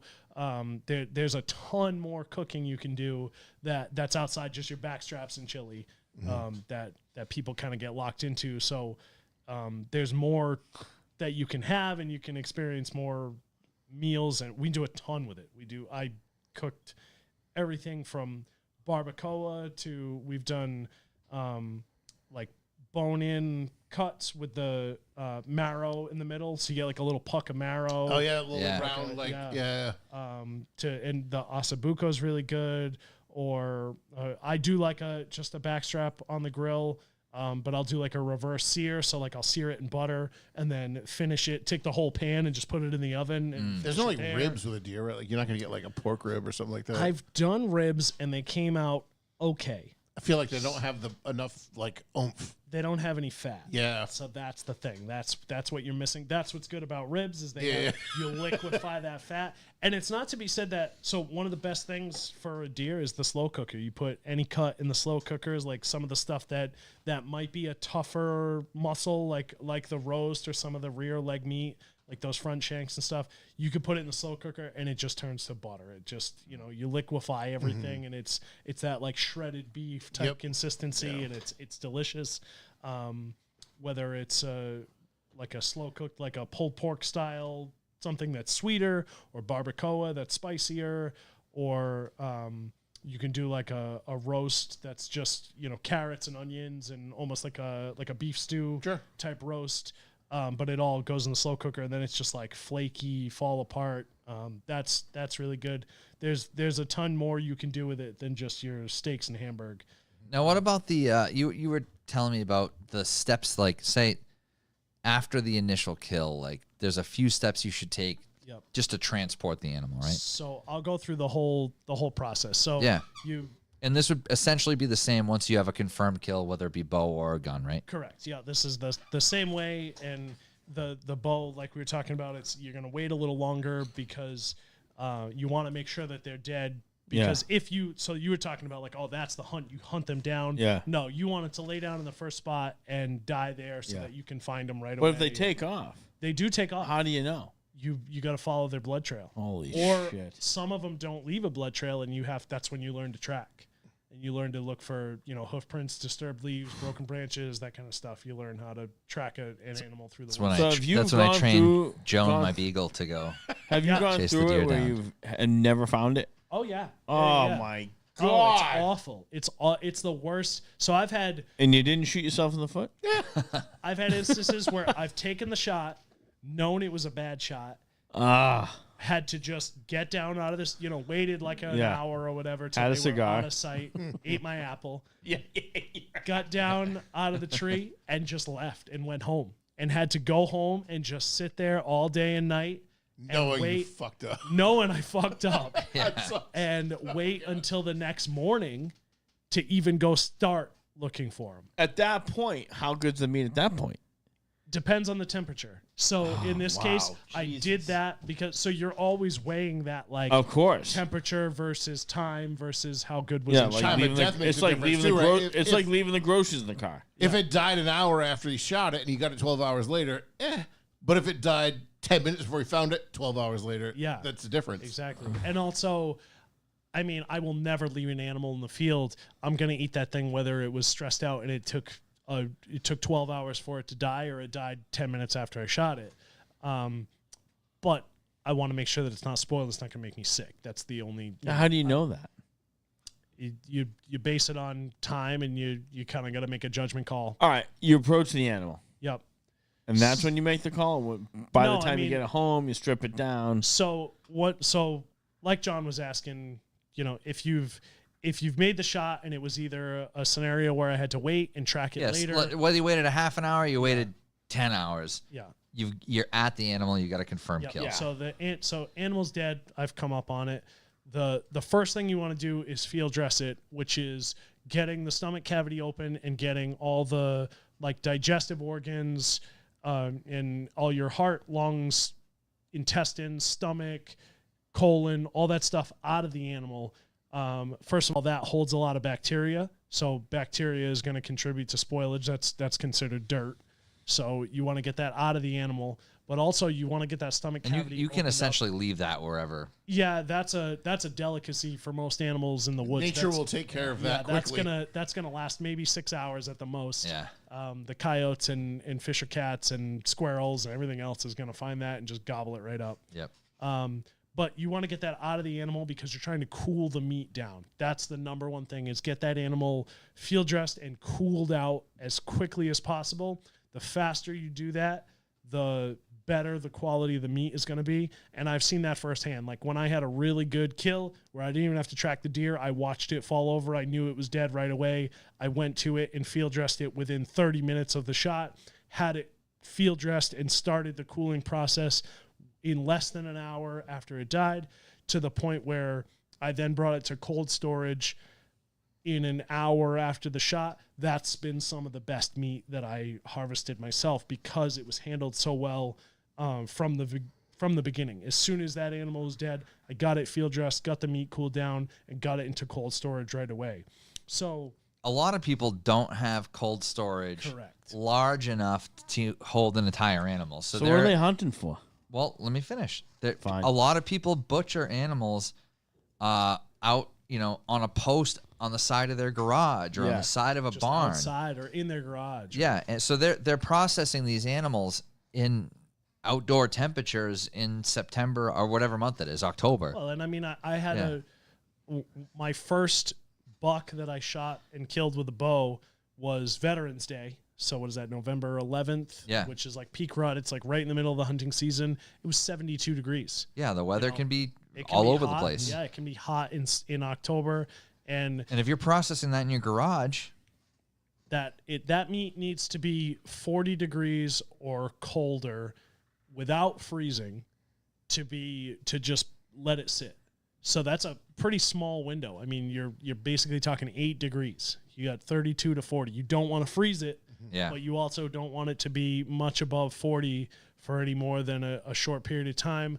That's when you start to get above 40, you're starting to get spoilage. So what's the solution to that? So in other states where it's colder, people have either inside storage where they can control the temperature with heat because they're trying to keep it from freezing.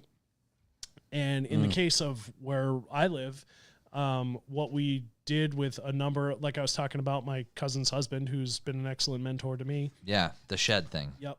He took an old, like a Home Depot shed that somebody was giving away, like a freebie. We took it, we insulated it with a bunch of foam, sealed up all the windows and doors, put a 10,000 BTU AC unit in the window, and then he got this override module called a CoolBot, and it wires into the thermostat for the AC and lets it run below the 50-degree minimum sick. temp, and we can keep the interior of the shed It's basically like 35 a degrees. refrigerated Yeah, shed. it turns into That's a awesome. refrigerator, and we hung up A meat tracks. locker. And Yeah. we made our own meat locker. That has improved the quality of the meat. I mean, 50-fold. It is Really? yeah. It And with is the amount really- of deer that you're harvesting per season, that one shed is more than enough space for you two. Oh yeah, well, and it's us and a couple other guys. And you that- still have room. And we still have room. I mean, it holds like 10 deer. So let me ask a question about the mind of a hunter for a second. Okay. So you guys harvest your meat, right? Obviously, whatever any hunter's killing, they're some form of harvesting, but are they interested in that? Or are they, like, for me, I'm a fisherman. I don't care to hunt. I'm not interested in it, especially after hearing this. Way too much fucking work for me. Way too much. You have to be very. Says the guy with very 1,000 patient. lures Yeah, and all the other bullshit. I'm okay. You know all the things. I'm Like, patient wise, but now after I shoot the motherfucker, now I have to wait? No, I can't do that. No, this is like... It's a. So my thing is here It's is a like... learned skill. So I fish for the sport of it. Yeah. I don't very rarely take anything home. So you're not into eating fish. You're not. I'm into it. I just don't want to do the work anymore. Okay. I used to do it when I was younger. I thought it was the fucking funnest thing in the world. Now I'm just like, my wife doesn't eat fish, and my in-laws will that's just part of it. they'll just end up freezing it. And I'm like, well, that's stupid. I'd rather just catch and release it and, Sure. and let it survive. Yeah. So do any hunters hunt just for the sport of the hunt? Yeah. Because there's so much work after the fact. Like, they'll just kill something, let it just drop and walk away? No, right? No. That's so not that's a thing. actually illegal. All right, perfect. That's I not was just trying to waste. figure this out because I know a couple friends of mine that like yeah, because it's not really oh, like catch and the- release with the hunt. Exactly. You shoot the thing, it's There's so dead. much Like, work uh-oh. involved. Yeah. There's so much work involved. So I'm like, I have to ask this. It's like a full-time job. Yeah, it's a lot. So okay, I was just So, curious. Yeah, I mean, there's definitely two types of hunters, and it's a sliding scale. I mean, Yeah. there's a mix of both, but some guys are out there because they want the meat, and it's supplemental meat for Yeah. feeding a big family, or just they enjoy the meat and that's what they want, which is kind of where I'm at. But then you can slide that scale all the way to the top of, you have trophy hunters who are trying to kill The largest the animal. largest, most mature, like, specimen of Yeah. a species that they can get. And that, from a conservation standpoint, it's not that far off from the correct thing to do, because you want to remove the oldest age class animals from the herd, because they're They're going to reproduce the least. they're going to reproduce. Oh. Well, they've done their reproducing. Yeah. So like a deer, I don't know what the oldest deer is off the top of my head, but I know that there are deer that are like 12, 13 years old. On average, a 3 or 4 year old deer is very old, especially here No in shit. southeastern Massachusetts. 3 or 4 is like Wow. a 4 year old deer is pretty old. An 8 year old deer is ancient. That buck would be huge. He'll be Wow. well over 200 How many pounds. points are on that fucker? It all depends on genetics, Interesting. stress. Because that's Access to like when those food. guys are doing trophy hunting, They're they want the looking most for- points, Yeah, right? they want the most points. There was biggest a antlers. 20-year-old doe recorded in Vermont Yep. and a 22-year-old doe recorded in Georgia. Holy Wow. shit. Yep. And those are does. So Yeah. they made it longer than a 15-year-old buck probably got smoked because he was amazing. Yeah. The property I live on, we see a fair amount of Females wildlife. typically live longer than males. They And can live over 10. I was out the other day, and a deer just fucking skipped across, and I was like, "Damn, I didn't even see you." I'm like, "What the fuck?" And I never pops into my head to be like, "I'm gonna get you. I'm gonna get you." Well, no, it's funny because like I was saying that family or whatever Yeah. that was in my backyard a couple days ago. The buck has been around this summer Yeah. by himself, and I looked out my bedroom window, and like I look out my bedroom window, I look back to the potato farm, which is like about a 300-foot buffer of woods, and that goes to the farm, and that's where they come. He lives from, on a 'cause dead end, basically, right where the water reservoir where the is. well, you know where the Freetown Forest is. Yeah. My backyard is the Freetown Forest. Oh, nice. And so the that's So you have a the ton Fall of- River Police gun range. is back there. Yep. So like, Yep. there's nothing Okay, I back know there. exactly what Yeah, you're exactly. So I said if Sasquatch came out of the woods, they'd be like, seems about right. Like, Yeah, it could be anything back nothing there. would surprise me. They Some came out of the shit woods goes back on there. in Freetown Right. State Forest. So the buck comes out, whatever. And I look out the window one morning. I was like, "There's a fucking horse in my backyard." Like I had to double take. Because it was that big. It was that big. Wow. And that's the buck. That's the Yeah. father of the whatever's going on. And even my neighbor's like, almost time. My tree stand's going in the woods. Like he is salivating for this thing. Yeah. But it's the biggest one I've seen Yeah. in years. One day, Cat came out, and I think the miniature pony we have had antlers in his mouth. She goes, "What the fuck is this?" So that's another thing is, so annually deer shed their antlers. Right. Their Yeah, antlers yeah. fall off and they grow a new set every year. And Right. They tend to grow bigger the older they get. That is another delicacy of the woods. When those antlers drop, chipmunks, squirrels, fishers, like Animals eat that? animals love to That's chew like a that. What's pure bizarre protein is or like something our, like that. we're, It's like a- calcium. They our- want the calcium. our horses are confined. Like they're not like just roaming the property. Right. So that thing Guys, got in this there. just came up in my Facebook memories. 16 years ago, Blake. The spelling is just Be ready so, for tonight. Oh man. It was just too good not to What share. were you I doing, literally- boys? I literally just got that notification now. I couldn't not share that. It literally just popped up. I don't even know what That's that was so in funny. reference to. 2009. It could have been Yeah, it anything. could have been I anything. mean, Could have been anything. Maybe post it like my birthday just passed, so maybe it was like some kind of birthday celebration. had to be, I Yeah, don't right? know. probably. You guys hitting the pigs in? Ah! No, at that time, 16 years ago,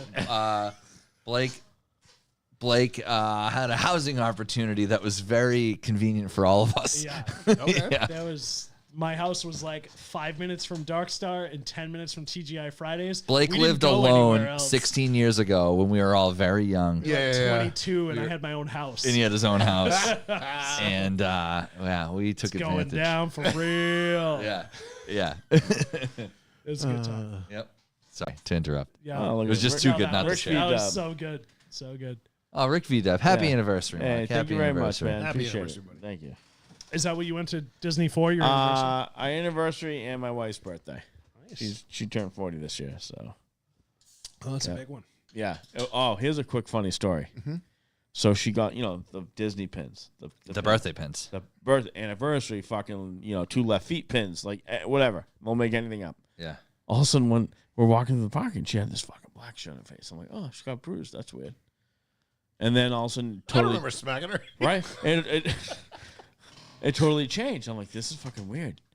And then I said, hey, you got some black shit. I was like, you got like a bruise on your face. She's like, really? Took a picture. She's like, oh, that's weird.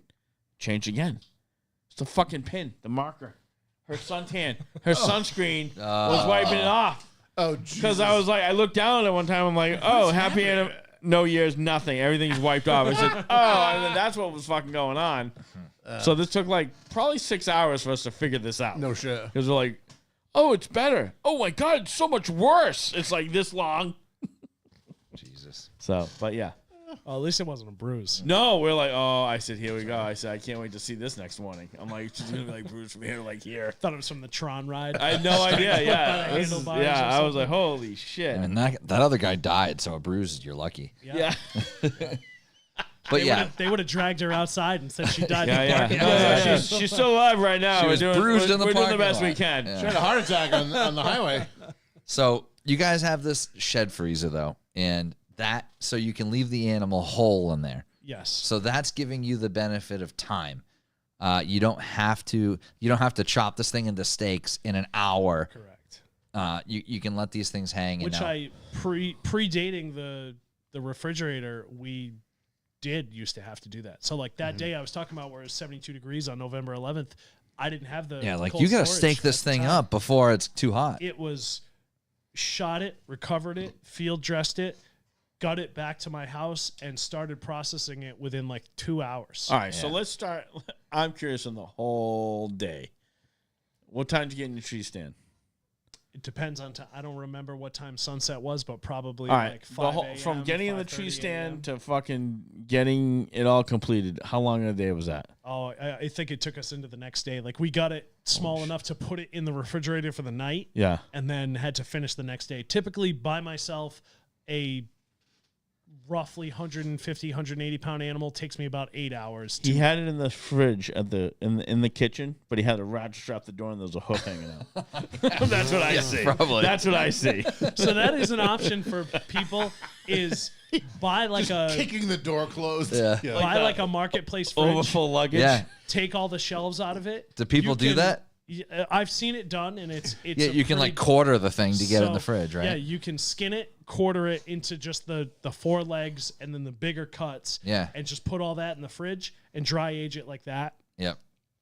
It's still not as there's nothing better than like a full animal dry aged with the skin on, because the skin protects everything, leaves it completely when the air gets to it. So it you're starts leaving to like the dry skin out. and the fur on it when you're Everything. hanging them. It's just Yep. it's field dressed and it goes into like a cow in a Yeah, a you're just refrigerated gutting storage. it, getting all the liquids out, getting all the organs out, and then the meat and you the hang it. skin just fucking Just- go right in the thing. You hang it up, and I think the most we've done is like almost 4 weeks, and it seems to be the longer you do it, the better it is, and that's confirmed with the science. Like you have enzymes that start to break down the meat, and the longer you can just keep it in that 32 to 40 degree range, the better off it'll end up being. The more it'll break down, the more tender the meat becomes, the muscles stretch out. It's all backed with Well, science. and that just gives you this.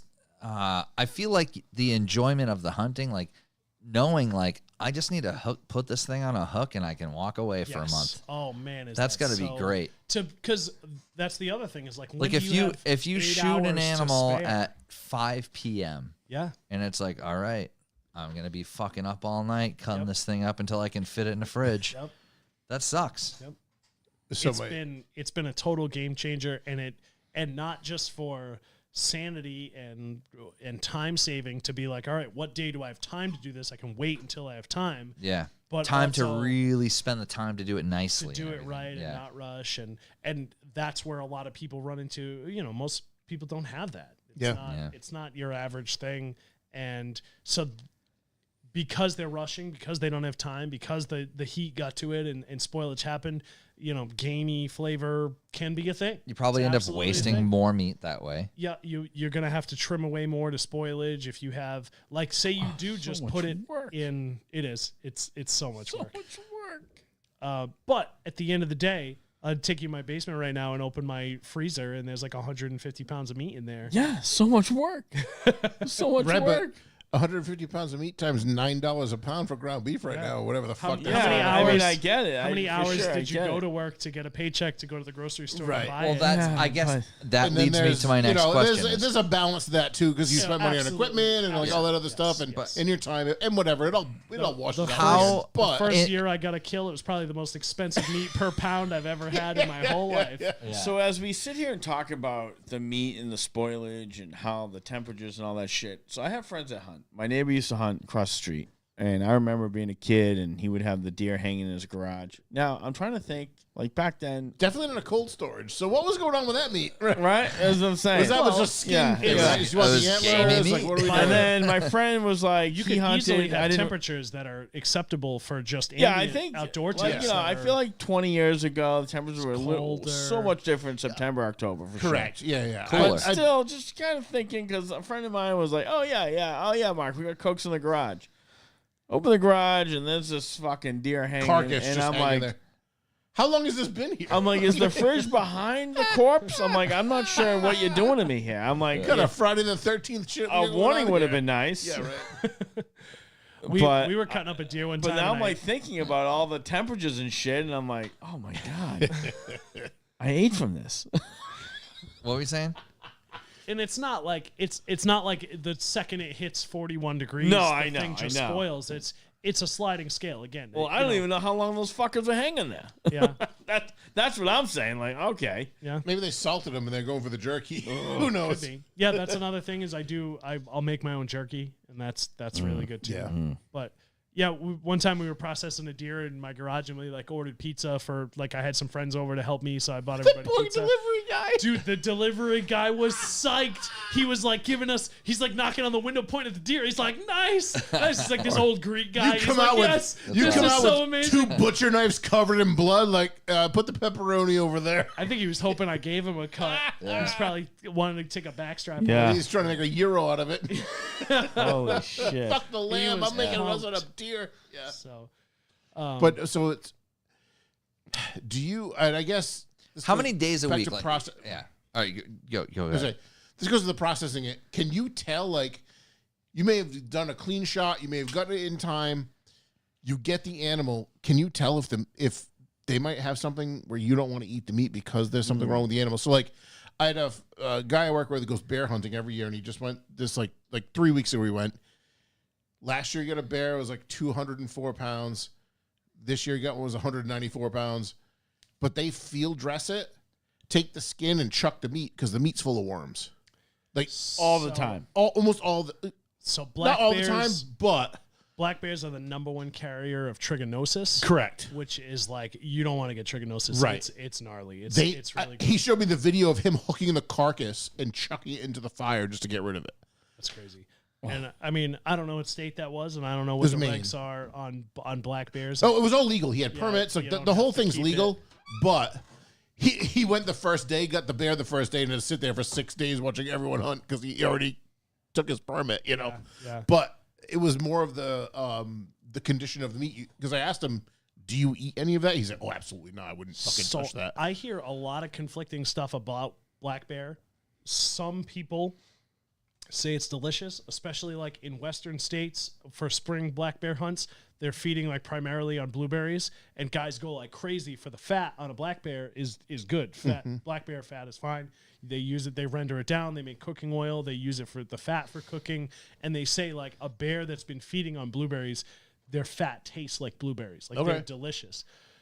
I talk to guys who hunt black bears in Maine, and they're like, yeah, they stink, they smell like trash. Yeah. And like I won't eat it.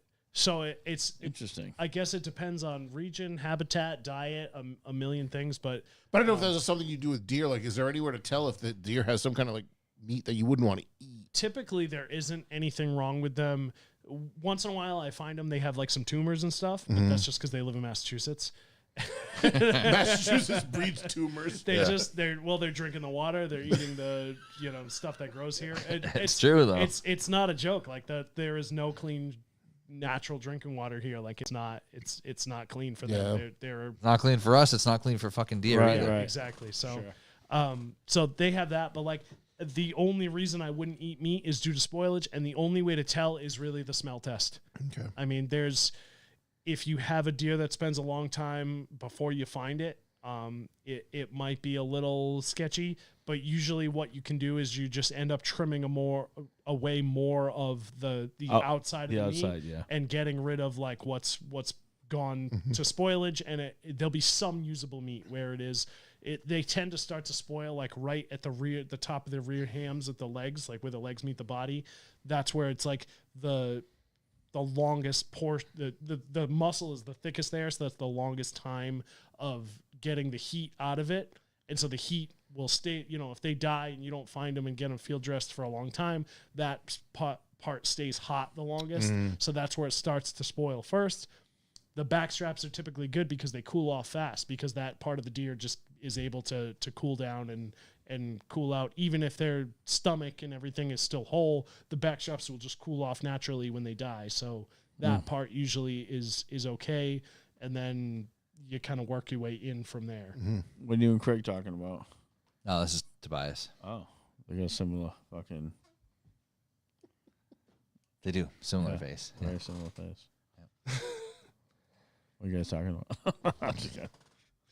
So, the goal is always speed and getting it cold.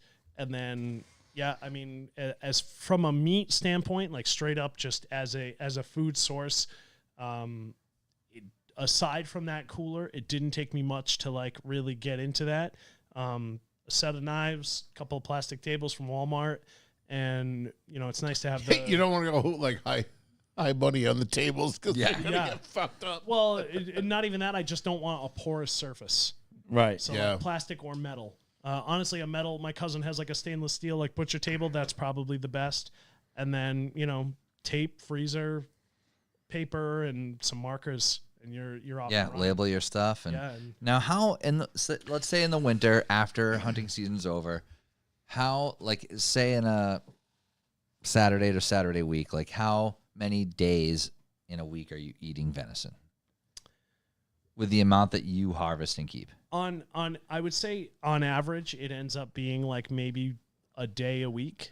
That's pretty good. But it'll go like there'll be like There 2 might be months yeah. where I only had it once, and then I'll have it every day, or we'll make a big meal. Like I'll take a whole roast, put it in the slow cooker, make barbacoa, and Yeah. I'll eat it every day for like 10 days till it's Yeah. gone. Yeah. So it varies. But if I had to put an average on it, I'd say a day. At least once a week. Yep, that's pretty good. Wow. And like as we are right now, I shot and recovered 3 deer last year, and I'd say I probably have somewhere in the 200, 250 pound range in the freezer. And I'm down to like maybe my last 20 or 30 pounds between steaks and backstraps and hamburger. All right, so here's a question for you. So, like with seafood, the longer you freeze it, the less it's more enjoyable, I guess. Right? Loses its flavor, whatever. Is that the same? a little with bit. meat like I try that? to practice, first in, first out. Yeah. With the freezer, but I don't notice a huge difference. I also try to, like right now, we're coming up on the season. You're opens in a essentially couple using it weeks. before the next season. I'm trying to use it all up before the next season. I like to have enough to get me through because it's not like opening day. I'm going to shoot something that's happened, but it's not the norm. And even that takes a while to get it I all. got to get it processed, and then even the Hamburg is some of my favorite. We use that for everything: meatloaf, meatballs, tacos, hamburgers, cheeseburgers. Like the Hamburg is the thing we use the most of. That has an extra step in processing it, so I save all the meat that I have trimmed. So like when I process a deer, go from a whole deer to a quartered deer, which is all 4 legs, the back straps, the rib meat. Then you take each leg, you cut that down into several different cuts. There's, the hind roast, you have shanks on the rear leg, you have some steaks on the rear leg. You trim all that out, you trim away all the connective tissue, all your fat, all that stuff. And then you package that, but then anything that's just it's still good meat that's not like a whole cut goes into like the Hamburg pile. I take that whole Hamburg pile, put it in a Ziploc bag, I freeze that. At the end of the season, when I'm all done and I have however many deer I'm going to end up with, take that package of Hamburg stuff out. I thaw all of it. Usually it's a lot. Usually it's like 50, 60. I think I had one year I had 80 pounds. And I'll cube all that up, run it through a grinder. Then I take pork fat that I buy from a butcher, add that in. Mix that into it. Mix that in, grind that up. Then I'll package it as ground up Hamburg with the pork fat mixed in. And because that's a big process, I wait till the end of the year to do that. So I don't have, if I run out of Hamburg right now, I have no more hamburger until January 1st when I do all my burger. Until you end the season and you're going to process it all. You could do it in the middle, like But it just makes sense to do it at the end together. It's a whole, like that doing the burger is a whole day. Yeah. Aside from doing the deer steaks and all the different cuts and trimming it and deboning everything. But it's like you're not So going to the you're the best thing, 100-year-old is also an amateur butcher. Yeah, Because you're yeah. trying to like do all the cuts and do all the other stuff too. If you were going to go, so let's just say it's a Wednesday and you were like, I need some hamburger. It's like, if you have that in the freezer downstairs, you're not going to go buy beef hamburger. No, especially if it's just me. Yeah. So like Megan's not as into it.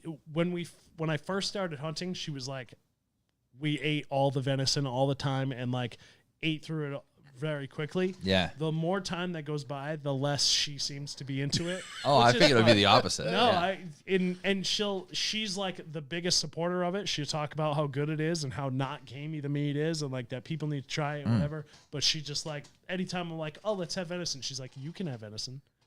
And she wants to cook something else. So Yep. we use less of it, but yeah, like if I have my way, and she'll still do easy stuff. Tacos, she loves venison tacos. If we make meatballs, those things don't make it 3 days. We crush through those because the venison meatballs are so good. That's the best. Wow. That is like the best thing. I can make a batch up, and I should have excited brought to try some these. today I should have brought a crock pot over. I didn't even think about that, but we were in Montana, so it was a little hard to get prepped for this. But maybe I can come by another time. I'll bring you guys. Hell yeah. Balls. So, but yeah, I mean, I always go for it, or if I'm just looking for something quick, it's nice to be like in the mood for a steak and not have to be like, well, let me go to the grocery store and spend $35. You know, it's just I pull one out of the freezer and it's ready to go, and I've got it down to a science. I've really honed in the cooking it just right, spiced the way I like, and it can be just a steak with like some rice is just such a good meal, especially if I've had a hard physical day. I did something that drained me pretty physically. That is like such a good recovery meal. You eat that, you feel like Superman. Good shit. That's pretty cool. I like it. I was when he started telling me about the shed AC thing, I'm like, oh, we got to talk about this on the podcast. Yeah. This is cool. So that was it. That was all my cousin. I am so lucky to have had somebody to teach me about this, because like I said, where you have somebody that's not necessarily whoever taught them maybe didn't really know what they were doing, and then a couple things get lost from them, and then they teach somebody else and a couple things get lost there. What's this? Oh, that's a good question. That's a great question. What's the starter hunter cost? So let's just say he lives in the same area we do. Yep. So let's just say Rick wants to start deer hunting this season. What do you need to buy to proficiently hunt? I mean, really, if you want to be super bare bones about it, all you actually would need is the implement of the season. So if it's bow season, you would need a bow and arrows and the legal broadheads, which have to just be either mechanical or not mechanical broadheads. They have to be of a certain sharpness. Now, let's not say a beginner setup. Let's say like a intermediate setup. What does that run you? Well, and so that's just having a bow to go out. You're probably not going to have success if you just go walk through the woods with the bow. You're just everything's going to smell you. Everything's going to hear you. It's just going to run off. Yeah. You're going to at least want minimal success, right? So a minimal chance for success. You're going to want a tree stand, and a bow, and some at least some outdoor clothing or some hunting clothing. And then some basic processing tools, some knives, just bags and stuff that you need to process, stuff to hold tags. Maybe you could probably get going for $1,000. Yeah. All said and done. The tags for a resident are pretty reasonable. I think I bought a sporting license this year, and that's hunting. It gives you 2 antlered deer tags and your fishing license. I think it was like $85. That's not bad. And then you need an archery stamp, which is like $5. So less than $100 for like your tags and stuff. The hunter's education course that you have to take before you can even, what I was talking about with my cousins, like, go take that first. We'll see how serious you are. That's free. It's put on by the state. It's free. And in Massachusetts, as far as the LTC, is that separate from that? Separate. So you can hunt without an LTC with no gun license at all. Yep. A lot of people don't realize that hunter safety course includes a firearm safety course that's recognized by the state police. And so do they recognize that for your LTC if you take the hunter safety course? They did until last June. Okay. There's been some legislative changes for getting a gun license. Again, there are multiple levels for gun licenses. So like you could get an FID card, which gets you a rifle or shotgun that holds less than 5 rounds. That may still qualify under this hunter education course. Again, that's free. So like people that go to a gun store and pay for the safety course, you don't have to do that. And there's a lot of layers to it. I mean, every town has a different. Massachusetts is a commonwealth, so every town has a different legislation. Yeah, for every municipality's requirements for getting the gun license is different. Some require letters of recommendation. Some require. That's more of a concealed carry, I thought. LTC in general. Well, it's like LTC is licensed to carry. Right. And the difference between an LTC and just the FID card that lets you buy like a rifle or shotgun in this state it's a lot more work for not that much more. So like maximum capacity for a magazine in the state is 10 rounds. The maximum capacity for a rifle or a shotgun under an FID is 5 rounds. So like it's a lot more work, especially since last June when they changed all the laws to go to the license to carry Class A unrestricted, which is like you can buy and have whatever you want up to 10 rounds. And there is like some pre-banned stuff that would allow you to have more than 10 rounds, which it's very, very complicated, particularly in this state. But yeah, I think that basic hunter safety course would still cover you for the FID that would get you a rifle or shotgun. And in hunting season, your shotgun can only hold 5 rounds anyway. So it's, you wouldn't need any more than just an FID card. It's really confusing with the different town to town. I took my safety course with a friend from another town, and in the town that I was, I could take that safety course, and if I went and applied for it, I would have gotten an LTC immediately. And in the town that he was, you have to carry an FID card for 2 years until you get an LTC. And they would give you like a restricted, which means you could have this, but you had to have a membership stuff.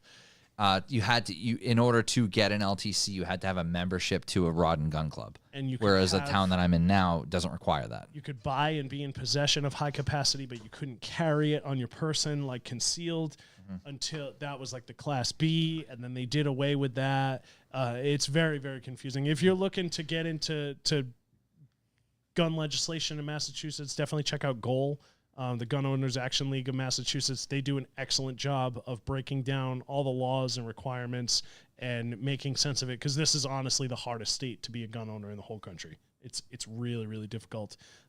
They really hammer you with the confusing legislation, changing legislation, especially since last June. They just pushed through a bunch of new legislation that's very, very convoluted. They have to have a monthly meeting on it to discuss to figure out what they're doing, and they don't even know. It's very. So I would check out GOAL. They really do. They should like. Does anyone know what we're doing? Yeah. Does anyone know what we're doing? Seriously, it's and unfortunately, it's a lot of people not trying to do anything illegal. They're just trying to. Well, the problem is, all the legislation is, it is what it is, and everyone's trying to make it safer. But the people who are doing illegal shit are just going to keep doing illegal shit. Exactly. You're not stopping anyone from doing illegal that shit. meme of all the people that drove around the parking arm, so they didn't have to pay for the arm to go up. They just drove on the grass, like around the outside. Yeah. Criminals are just going to drive around the outside. Exactly. They don't pay the parking pass. Yeah, exactly. Stupid, but for hunting, it's a pretty low barrier to entry, and I mean, I know people that bought so shotgun's probably the easiest because hunting with a gun is the most effective, and if you can shoot a shotgun, he's going to be generally in the right direction. Well, most people aren't using like a scatter shot, like they're not using like buckshot or birdshot, they're using a slug. So like you can buy a smoothbore shotgun that shoots a single bullet like a rifle, but it's just a giant slug. I just always assume 12 shotgun gauge is a size. spray. Yeah, they make slugs, and that's honestly probably the most effective and most accurate way. You want to just make a single shot, like a bullet, like a rifle bullet that just is one shot right to the vital area. And so I know lots of people that's all they did. They went out, took the safety course, they got their 2 standard buck tags, or maybe they lived in a zone where it was easy to get the antlerless tag, so they got that too, and they'd go out. They get basically 2 Saturdays. You get a 2-week shotgun season, and you work all week, so you get the one Saturday, right, and then the second Saturday, and they'd have success. So like from the ground. So you could be, into this thing for the price of basically a shotgun and some tags. But yeah, I mean, if you're looking to get into bow hunting, it's a little bit more. It's more like you said. It's work. A lot of fucking work. It's a lot of time. You also have to.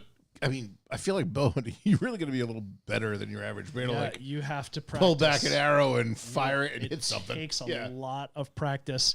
A friend of mine recently he wanted to get into it, and he put in a lot of effort, and he got to the point. I helped him out, let him borrow stuff, took him out, got him shooting the bow, got him sighted in, all that kind of stuff. And he got the opportunity. It all came together. Like, he got to full draw on a buck in November and missed. He shot under it. You know, a bow is there's a big variance in distance. So like where you aim at 20 yards is a lot Right. different. Your backhand goes up a millimeter, and over 100 feet, that's 10 inches of Yeah, you have miss. to Yeah. you have to factor Were, that. were arc you in with so him when he much more. missed? No, I was in a tree stand myself, and he like, you had that like perfect November crisp morning, Yeah, and it's yeah. like, oh yeah, this is the morning. Then I get the text, I just missed a nice. Oh, here buck. it is. Thunk. Yeah. I was hoping you were right next to him. We're like, you fucking blew it. Yeah. I mean, Happy Thanksgiving. You fucking blew it. Thanksgiving. Okay. We're having a ham. Don't call you me couldn't get a till after turkey. January 1st, because I'm not ruining my Christmas. No, I think like you said, the whole thing with all this stuff, whether it be hunting, fishing, Oh my shooting, gosh. whatever, I think that having a good mentor is so valuable because I grew up in a family. No one in my family was into hunting, fishing, or shooting. None of it. And I really, really enjoy what I have done with it. And it's so minimal compared to most people. And it was mostly the same for me. I mean, like I said, my dad took me fishing, but he wasn't really into it. And Yeah. then by the time I turned 16, he was just like, okay, you're doing car things. Yeah. You know, you go do your thing. Here's the boat and the rod. Do whatever you want. I went like Nothing to do bobber. with I went it, like bobber and worm fishing with my grandfather for sunfish when I was Yeah. like 10, and that was it. just to make sure you hooked up. And Yeah, exactly. You caught a fish. Let's then- go. Let's move on. like, I didn't even realize that I wanted to do it until I kind of met somebody that did do it and started talking to them about it. And I was like, wow, this sounds like pretty awesome. Or even almost like a little bit of a jealousy factor. Like, they go out and do this thing, and it's like, I want to go. Yeah. wanna Well, do that's how I felt when I started talking to Mark and Jared about the ice fishing. I was like, it just seems so crazy to me. Like, you're pulling a fish through a hole in the ice, and It is after crazy. Oh, I got a buddy who loves to fish. I mean, I loves was like to 3 years fish. later, you were hooked. He will not step foot on the ice. He'll It's so stand there. funny. He's sending me like Snapchats of the people out ice fishing. He's like, they're insane.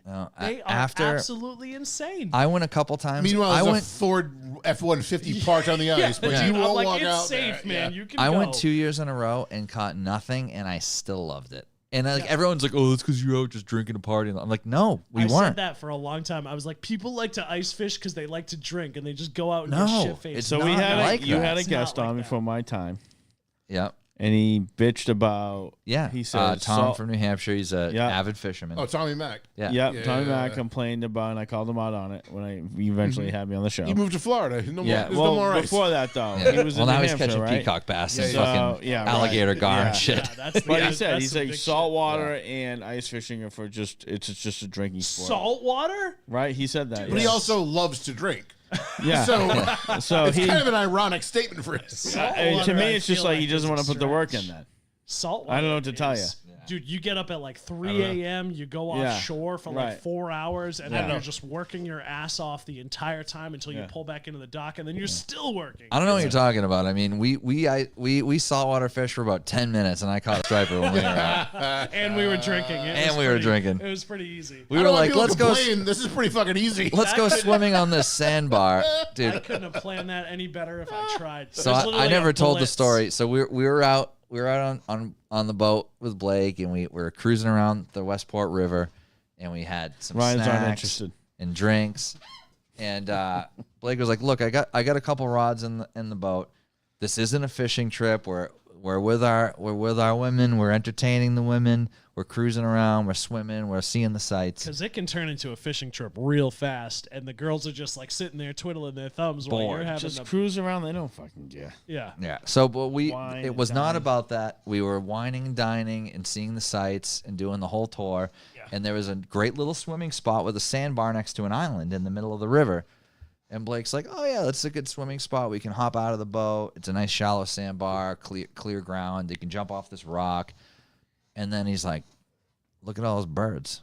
Let's just grab the rods and walk over there." We walked over there. We each must have cast 3 or 4 times. There's a full-on blitz happening. Like Yeah. the big fish are pushing bait fish up, and the birds are feeding on them. And What they the hell bounce was them on? back and What was on that? Like a whopper plopper looking plug thing or something? What did you have It on? was there? Don't make names. like a. Yeah, Don't do that. yeah, Don't do It that was. again. I think it was a Rapala, like minnow, like a jerk bait. yeah. It was like one of the ones with the little plastic thing on the chin. Yeah. Yeah, like the big fin on the front, the big diffuser that. Yeah. Like a I think they call it the X minnow. Or Okay. whatever. One of those things. But yeah, it had like a couple treble Like a hooks on it. mackerel, that's what it was. Yeah. It was a mackerel. Like a little baby mackerel with a couple treble hooks. All right. And literally 2 or 3 casts in, boom! I'm like, fish on! I didn't know what the fuck And to it's like do. a nice school. You fucking reel it in, John. That's what you do. Well, I peel was and drag. Yeah, It was, Yeah, it was that's a good perfect. time. Yeah. yeah, it was cool. Yeah. And So we're like, We didn't walked fucking all believe the it. way to the edge of the sandbar. So now we're like up to our armpits in the water, Perfect. like barely Yeah. enough. We could Yeah. barely keep we're fishing, above, fishing like this. holding the rod over your head, and he gets it in. It's all the way in. I stick my hand in its mouth. We're trying to get the hook out. He's got the hook out. He yells to Cassie. He's like, "Get the camera!" I drop the thing and it swims away. I remember I texted Mark. I said, "You're never gonna believe me," but and he said, "No." But I said, "No, you wouldn't make that up." I believe robbed you. him of the Oh, grip yeah. and grin. Yep. He did not get his grip and grin. But man, what a fucking fun fish to catch! That's and what then I'm saying. and we see all these guys in boats like swarming this spot, and we're thinking like, There's like "Oh yeah, 5 there's a boats schoolie in a right now. 100-foot area. There's a bunch of schools right now," and the guy's like, "Oh, I'm not going after those. There's a tuna right here," and we're like, "What?" I think I don't know if that guy knew what he was talking about, but I mean maybe. But he's Yeah. like, yeah, there's tuna under those bait fish. I'm like, okay, buddy, we're in 8 feet of water. Yeah. I mean, I don't know. That would be based on the mark on Go the fish home, you're finder. drunk. Yeah. Yeah, I mean, who knows what he saw? in this Yeah, fish we don't finder? know I what he don't saw, but if you get a big enough school of stripers, they're gonna look like one tuna mark. Yeah. So There's there's been that. rumors of great white sharks in that river. So For sure, yeah. I mean, fucking Plymouth just closed down beaches because. Oh yeah. I mean, we were upriver by Yeah. probably almost 2 miles. We were pretty Yeah. far upriver. Yeah, you never know though. I mean, you it's still never plenty know. of water. You were at the There's- kayaks at the watershed. basically.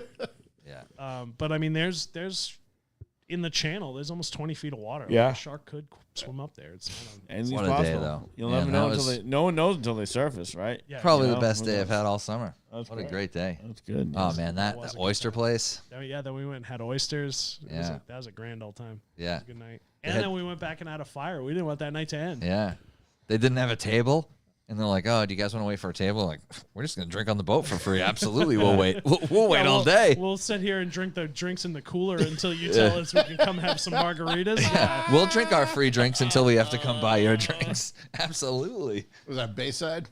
No, we were at Sea farms. Westport Sea Farms. Oh. Yep. Because you can pull right up in the boat. So Yeah. it's pretty sweet. Yeah, it was a pretty good time. But yeah, no, since then I've been freshwater fishing my ass off. I got a nice bass last weekend. Yeah, it looked pretty good. We slammed them the day we were. Yeah, I took Blake to that spot I was catching all the crappie. We caught just about everything: crappie, smallmouth, bluegill, That's good. perch, Yeah. a bunch of. You caught a largemouth bunch of bass. largemouth that I caught day. like 4 or Nice. 5 largemouth. Yeah. Where was that? That's John's Pond in Middleborough. Going there this weekend, right? No. Oh, no. Woods Pond. Sorry. Okay. Woods Pond is where Blake and I went. This weekend I'm going to go to John's Pond. Nice. Yeah, John's We Pond didn't is go in to John's Carver. Pond? We went to Woods Pond. Oh. Yep. Maybe you were telling me about John's Pond and Yeah. John's Pond's in Carver. It's What he does like half is the when size. he changes the signs, so when people walk in, they don't really know where they so are. when people So listen when to they this go podcast, back and they look and they're like, they don't get the real. It's I the whole thought- Iceland green thing. I'm like, I thought it was here. Greenland's Yeah. Fucking people with up. shitty and Right. Iceland's Yeah. very nice. Beautiful. Yeah. he's not gonna lie about big fish or anything, but he's just gonna lie where you are. I mean, No, the thing with Woods Pond is a lot of crappie, which they're fun to catch. Yeah. But John's Pond, I've had better success with bass. Like What have you been using largemouth. lately? I have been using that swim Oh, bait. perfect. Yeah, you're done using the worms. I'm over worms. Oh, yeah. good. You're No, growing up. I've This been is great. Yeah, no, I've Good. been He's I've breaking been I news. have using never used worms. Marky's become a man. He's starting to. Yeah. I've been using this shad swim bait. It is fucking Yeah, amazing. show everyone. I got So, 3 different yeah. sizes. This is yeah. why people call the show "Fishing Under the Stairs" now. Yeah, fishing under Yeah. the stairs. Yeah. My computer's being stupid, but yeah, Right. it's a Awesome. plastic swim bait, pre-rigged, good to go. I have never used any of. I've never had success with like the power bait or the rubber worms or any of that stuff. So trout fishing, I've had success with. power bait. Yeah, the only thing I ever catch trout on are like those MEPS, little No spinner shit. spoons. Oh, no kidding. Yeah. I usually use my trout go-to is a Swedish pimple. Yeah, that works I too. love that. Yep. That's my go-to for ice, for jigging through the ice. Yeah, I start Perch and there. stuff. I start there. Be nice. So I'm fucking. But And then I've been very much dabbling, and I wanted to in Montana, and it was just too much to bring all the shit. But I have dipped my toe in the smallest amount to fly fishing. oh, no kidding. Oh, I feel like that could be a rabbit hole with all the tying and the things. It's absolutely. You can not be a fisherman, but be a fly fisherman and have a full-time hobby there. There's plenty to keep you busy. I've watched the how it's made where the guy ties the flies, and I'm like, all right, I don't fish, but I could watch this all fucking day. I don't can watch think that you guy wrap the string around something all fucking You want day. to talk about time? Spending time doing shit. Dude. Tying flies is It's like, insane. I don't see. know Yeah, how they people get the have to- guys at Bass Pro Shop that do it. yeah. They're senile. They don't know where they are, right? They're like, oh, it's arts and crafts. They just bring him over. They bring him over from the home. Happy Gilmore. Yeah, they just bring him over. Yeah, Your fingers Arts hurt? and crafts time is expended by 12 hours today. Yeah. That's literally all I've been using. that's good. I've been using those That things color, nonstop. all colors. What I've do you been have? using this. I have that full set, but I've Great. been using the silver ones and the natural green ones. Yeah. And I use that one with the orange bottom too, actually. And I've had success with all of them. I ended up buying smaller size ones now too, because the ones I had before I think were a little too big, and it's like, for the crappie and the sunfish. yeah, I'm not catching sunfish on those. I'm catching crappie on those though. But yeah, no, it's We caught some smallmouth. yeah, We That's had a- good. we had a Smallmouth's so fun. Grand old time. we had a hell of a day that Yeah, day. that's We good really stuff. did. Yeah, Those that, other guys that were just like jigging or bobber fishing or whatever. I didn't see him catch a single fish. They No. were out That's there. the best. That's the best. And we That asked is them- literally. I didn't want to say it. We get out on the kayaks with 10 paddles out. Yeah. Blake's like, you guys catch anything? And I'm like, you son of a bitch. And they're When like, you're catching fish around other people, Slapping the it is- water to fuck it up. It is one of the best fucking feelings in the world. I one day I was trout fishing, and I set up between these I two love how guys. fishermen thrive on other people's failure. Yeah, it's fucking unbelievable. wild. I had a to great me. day. Everybody else was Because it's miserable. like There are a trillion fish in the sea. To but me- if you get one and the other guy doesn't, it's a good fucking To me, day. with fishing, is you Fuck got to that guy. exhaust your options, right? Yeah. So I was trout fishing. I set up between two guys. I put 2 rods out with power bait. It was active. Took one in. I wanted to use the lure, and then I had to keep going back to that fucking one with power bait. I took them both out. I fucking caught 15 fish just on the fucking lure. The 2 guys, minus the 4 or between 5 two that I other got between the power bait. Yep. The other 2 guys, nothing. It was like I was putting on a fucking clinic. I'm like, these. So this And to the point where I'm like, now I kind of fucking feel bad. Like, this is ridiculous. So this is for Blake. Have you ever fished the bridge at Anaquacket in Tiverton? No. It's like that little kicker bridge over the pond, where like Evelyn's is. Okay. Yeah, I know the bridge, but Okay. I've never fished there. So back when I was younger, that was like the bridge everyone would go to fish off of, right? Yep. So like you'd be standing there, and I'm not a fisherman. I went there like twice maybe. Yeah. With my father.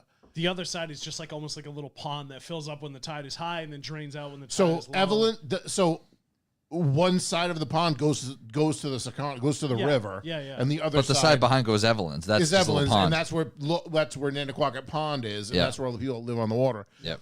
But that little bridge is like a little kicker, and it's only 70 feet long. Yeah, What's it's that restaurant that has that good Caesar sandwich right there? The black moose. Black- Black moose. No, Black Goose. Black Goose. Ooh, something. The Black Goose Cafe has that. Yeah. That used to be a Sandwich. That used to be a garage. Yeah. That my They have this roommate's chicken s- father owned. They have It this was a chicken fucking Caesar repair sandwich. Garage. It's Anyway. a slab of chicken, and they call it a stab of Caesar, and it's like 1 piece of lettuce, 1 piece of cheese, and it's so good. It is so, So good. what do you Anyway, fucking saying? growing up, it wasn't there. So my point was, so there would be a bunch of people standing on that bridge, and if somebody hooked something, everyone would go to where he was standing. Yeah, that's how it But works. we're in a room it was 50 feet. Yeah. The bridge is as long as this table. Correct. Yeah, It yeah. is literally as wide as a car. That's Yeah. it. And everyone would go stand where he was. Like Casting on you're top not, of you. you're not casting anything. You're just dropping. You can't even cast. You have to just drop it straight down because there's so many people there all the time. Casting is a fucking crock of shit half the time, honestly. Because especially now that I've been kayak fishing, it's like some of the best fish I've caught have literally been like fucking right under my boat. I'm not catching them. I'm not reeling them from far So where away. are you from the shoreline? We're way out in the middle of the pond, Really? or not in the middle, but like we're in the We were pretty far offshore. middle 3%. Yeah, we were pretty far offshore that day. And you casting from shore in? No, we were on the kayaks. I understand. And I was casting towards the center of the pond. Really? Yeah. Wow. Yeah, Deeper water that day was Pretty good. no, and that's how it was at 8-10 John's Pond feet too. I was snag. So usually, like in the shallows, like in the lily pads, is where it's.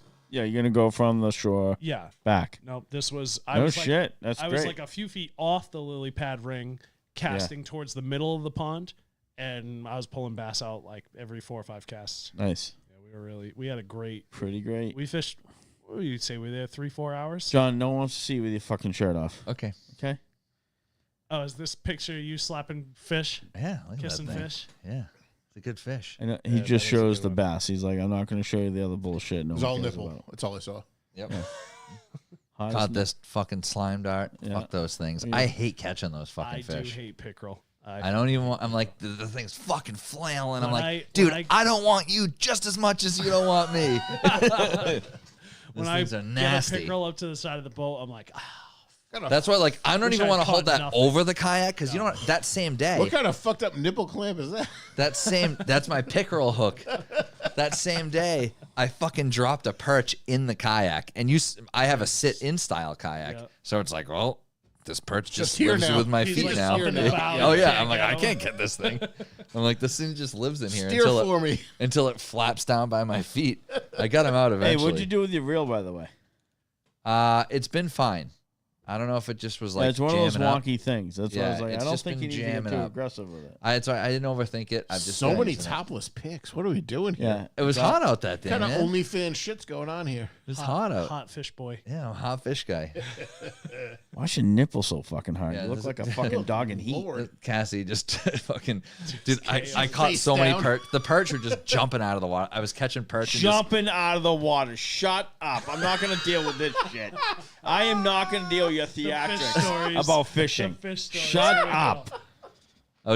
I was holding them and This just is some humming them at Craig Cassie's nonsense boat. is what this is. Oh, my fucking God. They're just jumping out of the water. Landing in the boat. Wasn't even Oh, fishing. my God. Just there. It's like my I neighbor, was driving my by neighbor and they growing jumped up. in the Fell in, car. yeah. Oh, you should have came with me. I was catching fucking footballs. They're stock trout. You weren't catching footballs. I seen what the state of Massachusetts provides. It's barely anything.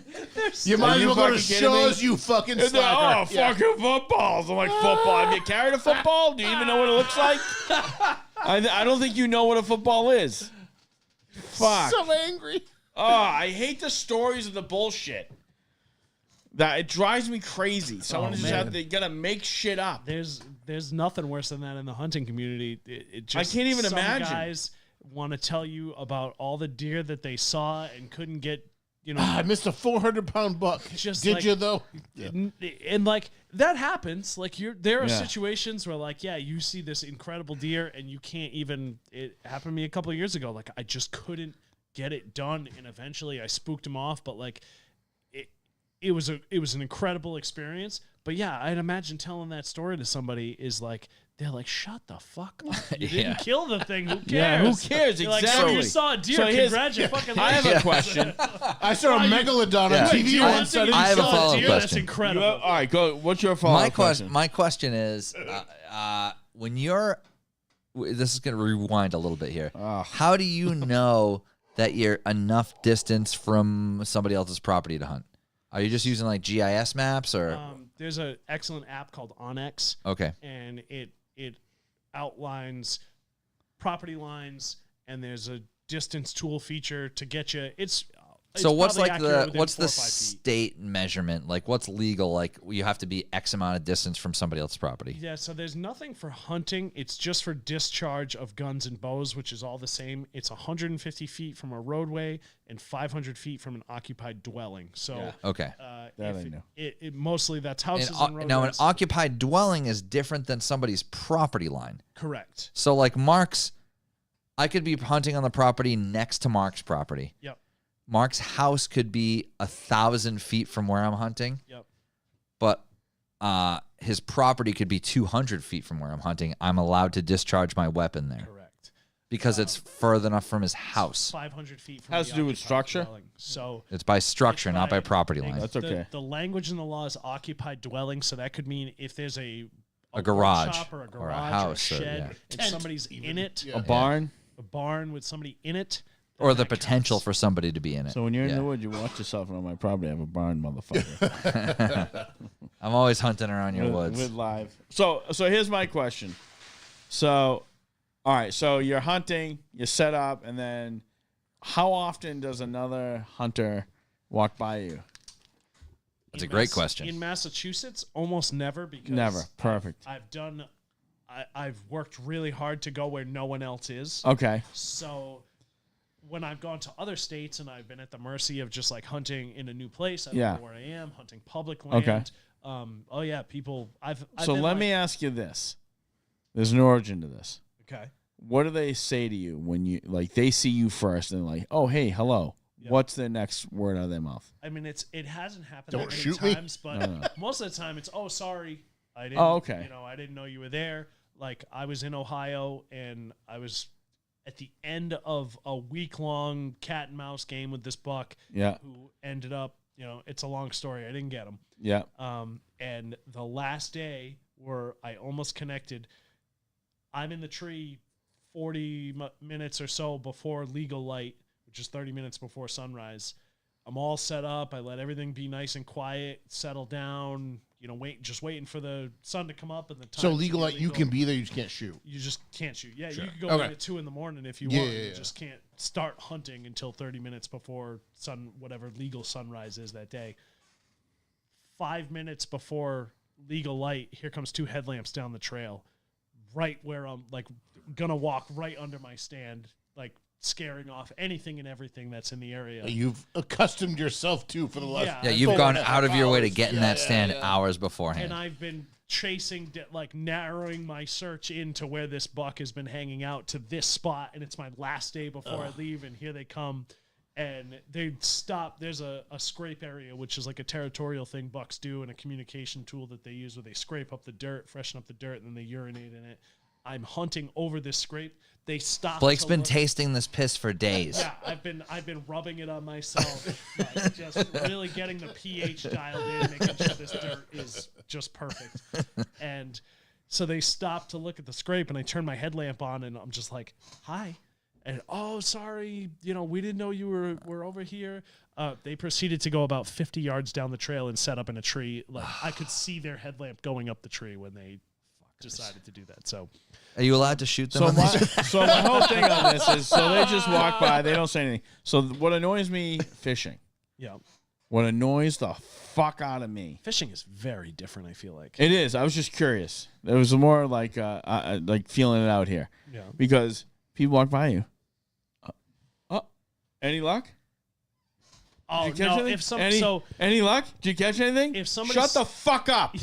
Do you see a Shut fish the here? fuck. It doesn't Yeah. even matter. it doesn't matter. I'm not even interested in fucking talking to you. Especially in hunting, like if you've just interrupted my hunt, shut up and get the fuck out of there as fast as Yeah, humanly yeah. possible, so I can go back to hunting, and maybe in an hour this will go back to you didn't just blow out the Yeah, whole area. you fucked I everything don't up. I don't want to have a conversation with you.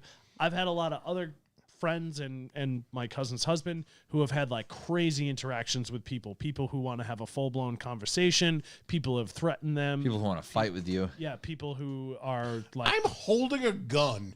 Like, Yeah. what are we doing? Maybe that's the difference. I well, should and just it's start not holding a even. gun. It doesn't even go there because like it's that would be even stupider for them to go there. But just like he had a guy who was clearly on drugs. Like I saw Yeah. the video of this guy. He's just like sprinting all over the woods, all under his tree stand. And finally, my cousin stops him. He's He like, was wearing antlers. "What? Big sign. What are you doing?" And he's like, "Oh, I'm just going for a walk." He's like, "That's what you call going for a walk?" I mean, this guy was like methed out, like running in crazy crisscross directions. And he's like, "Well, I'm trying to hunt some deer here. Like, you mind just going away?" With your Yeah. teeth? What And are we doing? The guy's like, "Oh yeah, no problem." Disappears. Then all my cousin's stuff goes missing out of the woods. Like it turned into a whole thing. So like, I've luckily not run into that many people, and that's my goal is to run into no one. Yeah, that's perfect. That's how I feel when I fish. I don't want to run into anybody. Yeah. John loves to talk to people. I don't want to talk to people. You're a fucking liar. Who do I talk to? It doesn't you- matter. Who are you John's lying pretty to, Yeah, John? You seriously. love When talking I'm to fishing, people. I'm not fucking talking to anybody. pretty Oh, really? extroverted. Yeah, I don't Oh, talk to anybody. really? Yeah. I'm gonna set people up just to go to John and see how much information they got Hey, out of him. I'll give you Just $100. ask- Go try to talk Yeah. to this guy. Right? See if he engages in conversation with you. I won't. You're a fucking liar. I don't talk. You're a liar. I'm going at fucking 5 a.m. Not talking to anybody. Yeah, okay. I'm in a kayak alone. Yeah, I'm not no- talking to anybody. Yeah, okay, Chatty Cathy. How many people do you think are on a fucking 15-acre pond at 5 in the morning? Not many. All There was of that one them. boat. There was Yeah. one boat the day we were out And there. I talked. Blake talked to Alright. him. I didn't. Yeah, there you go. So you're not doing well. Again, hunting and fishing. Are Yeah, just I was solid. just curious. I just was curious on that, but that makes complete sense. But yeah, no, John talks to everybody. I already know. He says he doesn't. We went striped fishing once, and then someone was like, "Oh, did you guys get anything?" No. I said no. I say no. I don't even make eye contact. I don't even like. It's almost like I pretended they didn't really exist. I just said no. Oh, that nothing. couple No. when we were on Long Beach that day. It could have been Long Beach. It could have been Green Harbor. I'm not really sure. Mark doesn't know. He didn't talk to them. Yeah, that's right. And they're like, "Oh no, those people down there though. I think they might have got something." Blah blah blah. Like John's just. Yeah, get away from me. Where do you live? I live off the rotary in Middleborough. Whenever Right. I talk to people who are fishing, more often than not, I find out just in the 30-second conversation that they're doing something illegal, and I'm just like, "All right, see you later. I don't want to talk to you anymore. I don't want to have to do I it." brought M80s. Yeah, no, yeah. Yeah, we're killing. We got like I just- 35 stripers today. It's just all We different. got a bunch of sizes. 15-inch We're stripers. doing awesome.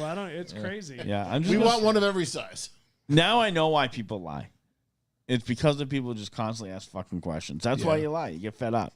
I'm gonna just start lying. I'm fine with people lying. If I go, "Hey, did you catch anything?" And you go, "Nope." And go, "All right, well, have a good Perfect. day." And you Yep. got a that 30-inch I'm, striper you know, in the I'm just cooler, I okay don't with care. that. It turns into like, oh, you know, you fish here. How often you fish here? Oh, what are you using for bait? Shut the. Listen. That's If you're crossing the line. you're Yeah. an actual fisherman, you know better than to ask those yes. questions. Don't even Right. ask. Don't Don't ask. I'm not a even fisherman, fucking ask. but I know. Don't you ask don't what ask they those catch. questions. Now when I'm with John, they ask that. So I said, John, this is for you. They're talking to you, John. That's why you got John into it, to deflect the people asking questions. to give them just some nonsense. We're Yeah, using so those then Mark can wiggly go off on his jiggly own. motherfuckers. It's- Yeah. You know the shiny ones? Yeah. Those He things s- are killer. He sends John out to take the grenades. I so remember he can go one back. time. Plastic swim This baits. kid was like, oh, did you catch that? I said, no. He's like, what are you using for bait? I said, squid. Squid? Yeah. Where's the squid? I said, it's in the bucket. Oh. That was like a fucking 10-year-old kid. He's like, Can I have some? were you there? yeah. And he was like, my dad says that mackerel and Oh, Euro are no. the This best. is like a couple years ago. Oh, The okay. kid goes, oh, can I see him? I said, yeah, they're in the fucking bucket. I'm not opening the bucket for you, kid. Yeah. I said, you can open the bucket. Great. I said, here's the deal.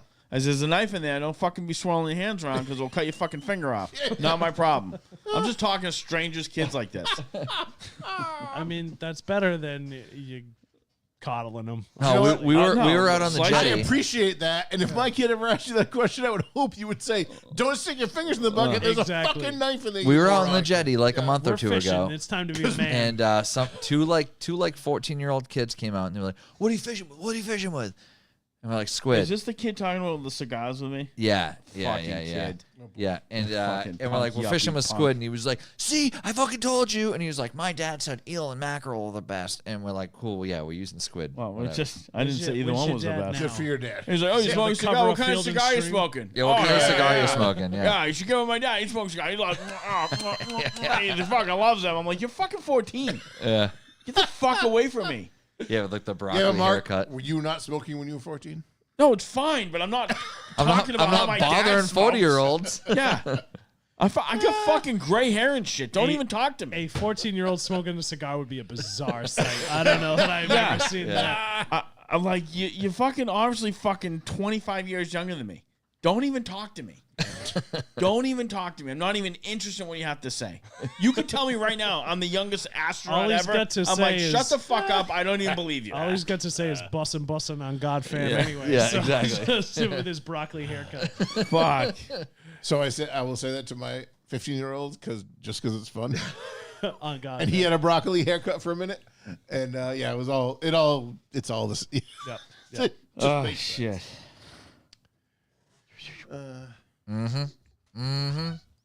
Blake, did we miss anything specific that we should talk about besides Montana? I feel like that's another episode at this point. We've already gone Honestly, 2.5 it almost hours. could be. I feel like we should have Toby on for that one too. Yeah, since he's that'd Oh, be that'd cool. be pretty Toby. good. That'd be good. That'd be cool. Yeah, no, Blake just returned from a Glacier National Park trip in Montana, and I don't want to cut it short. And we've already gone 2.5 hours, so I feel like we We'll should do it just again. do that another time. Yeah, I'd love to come back.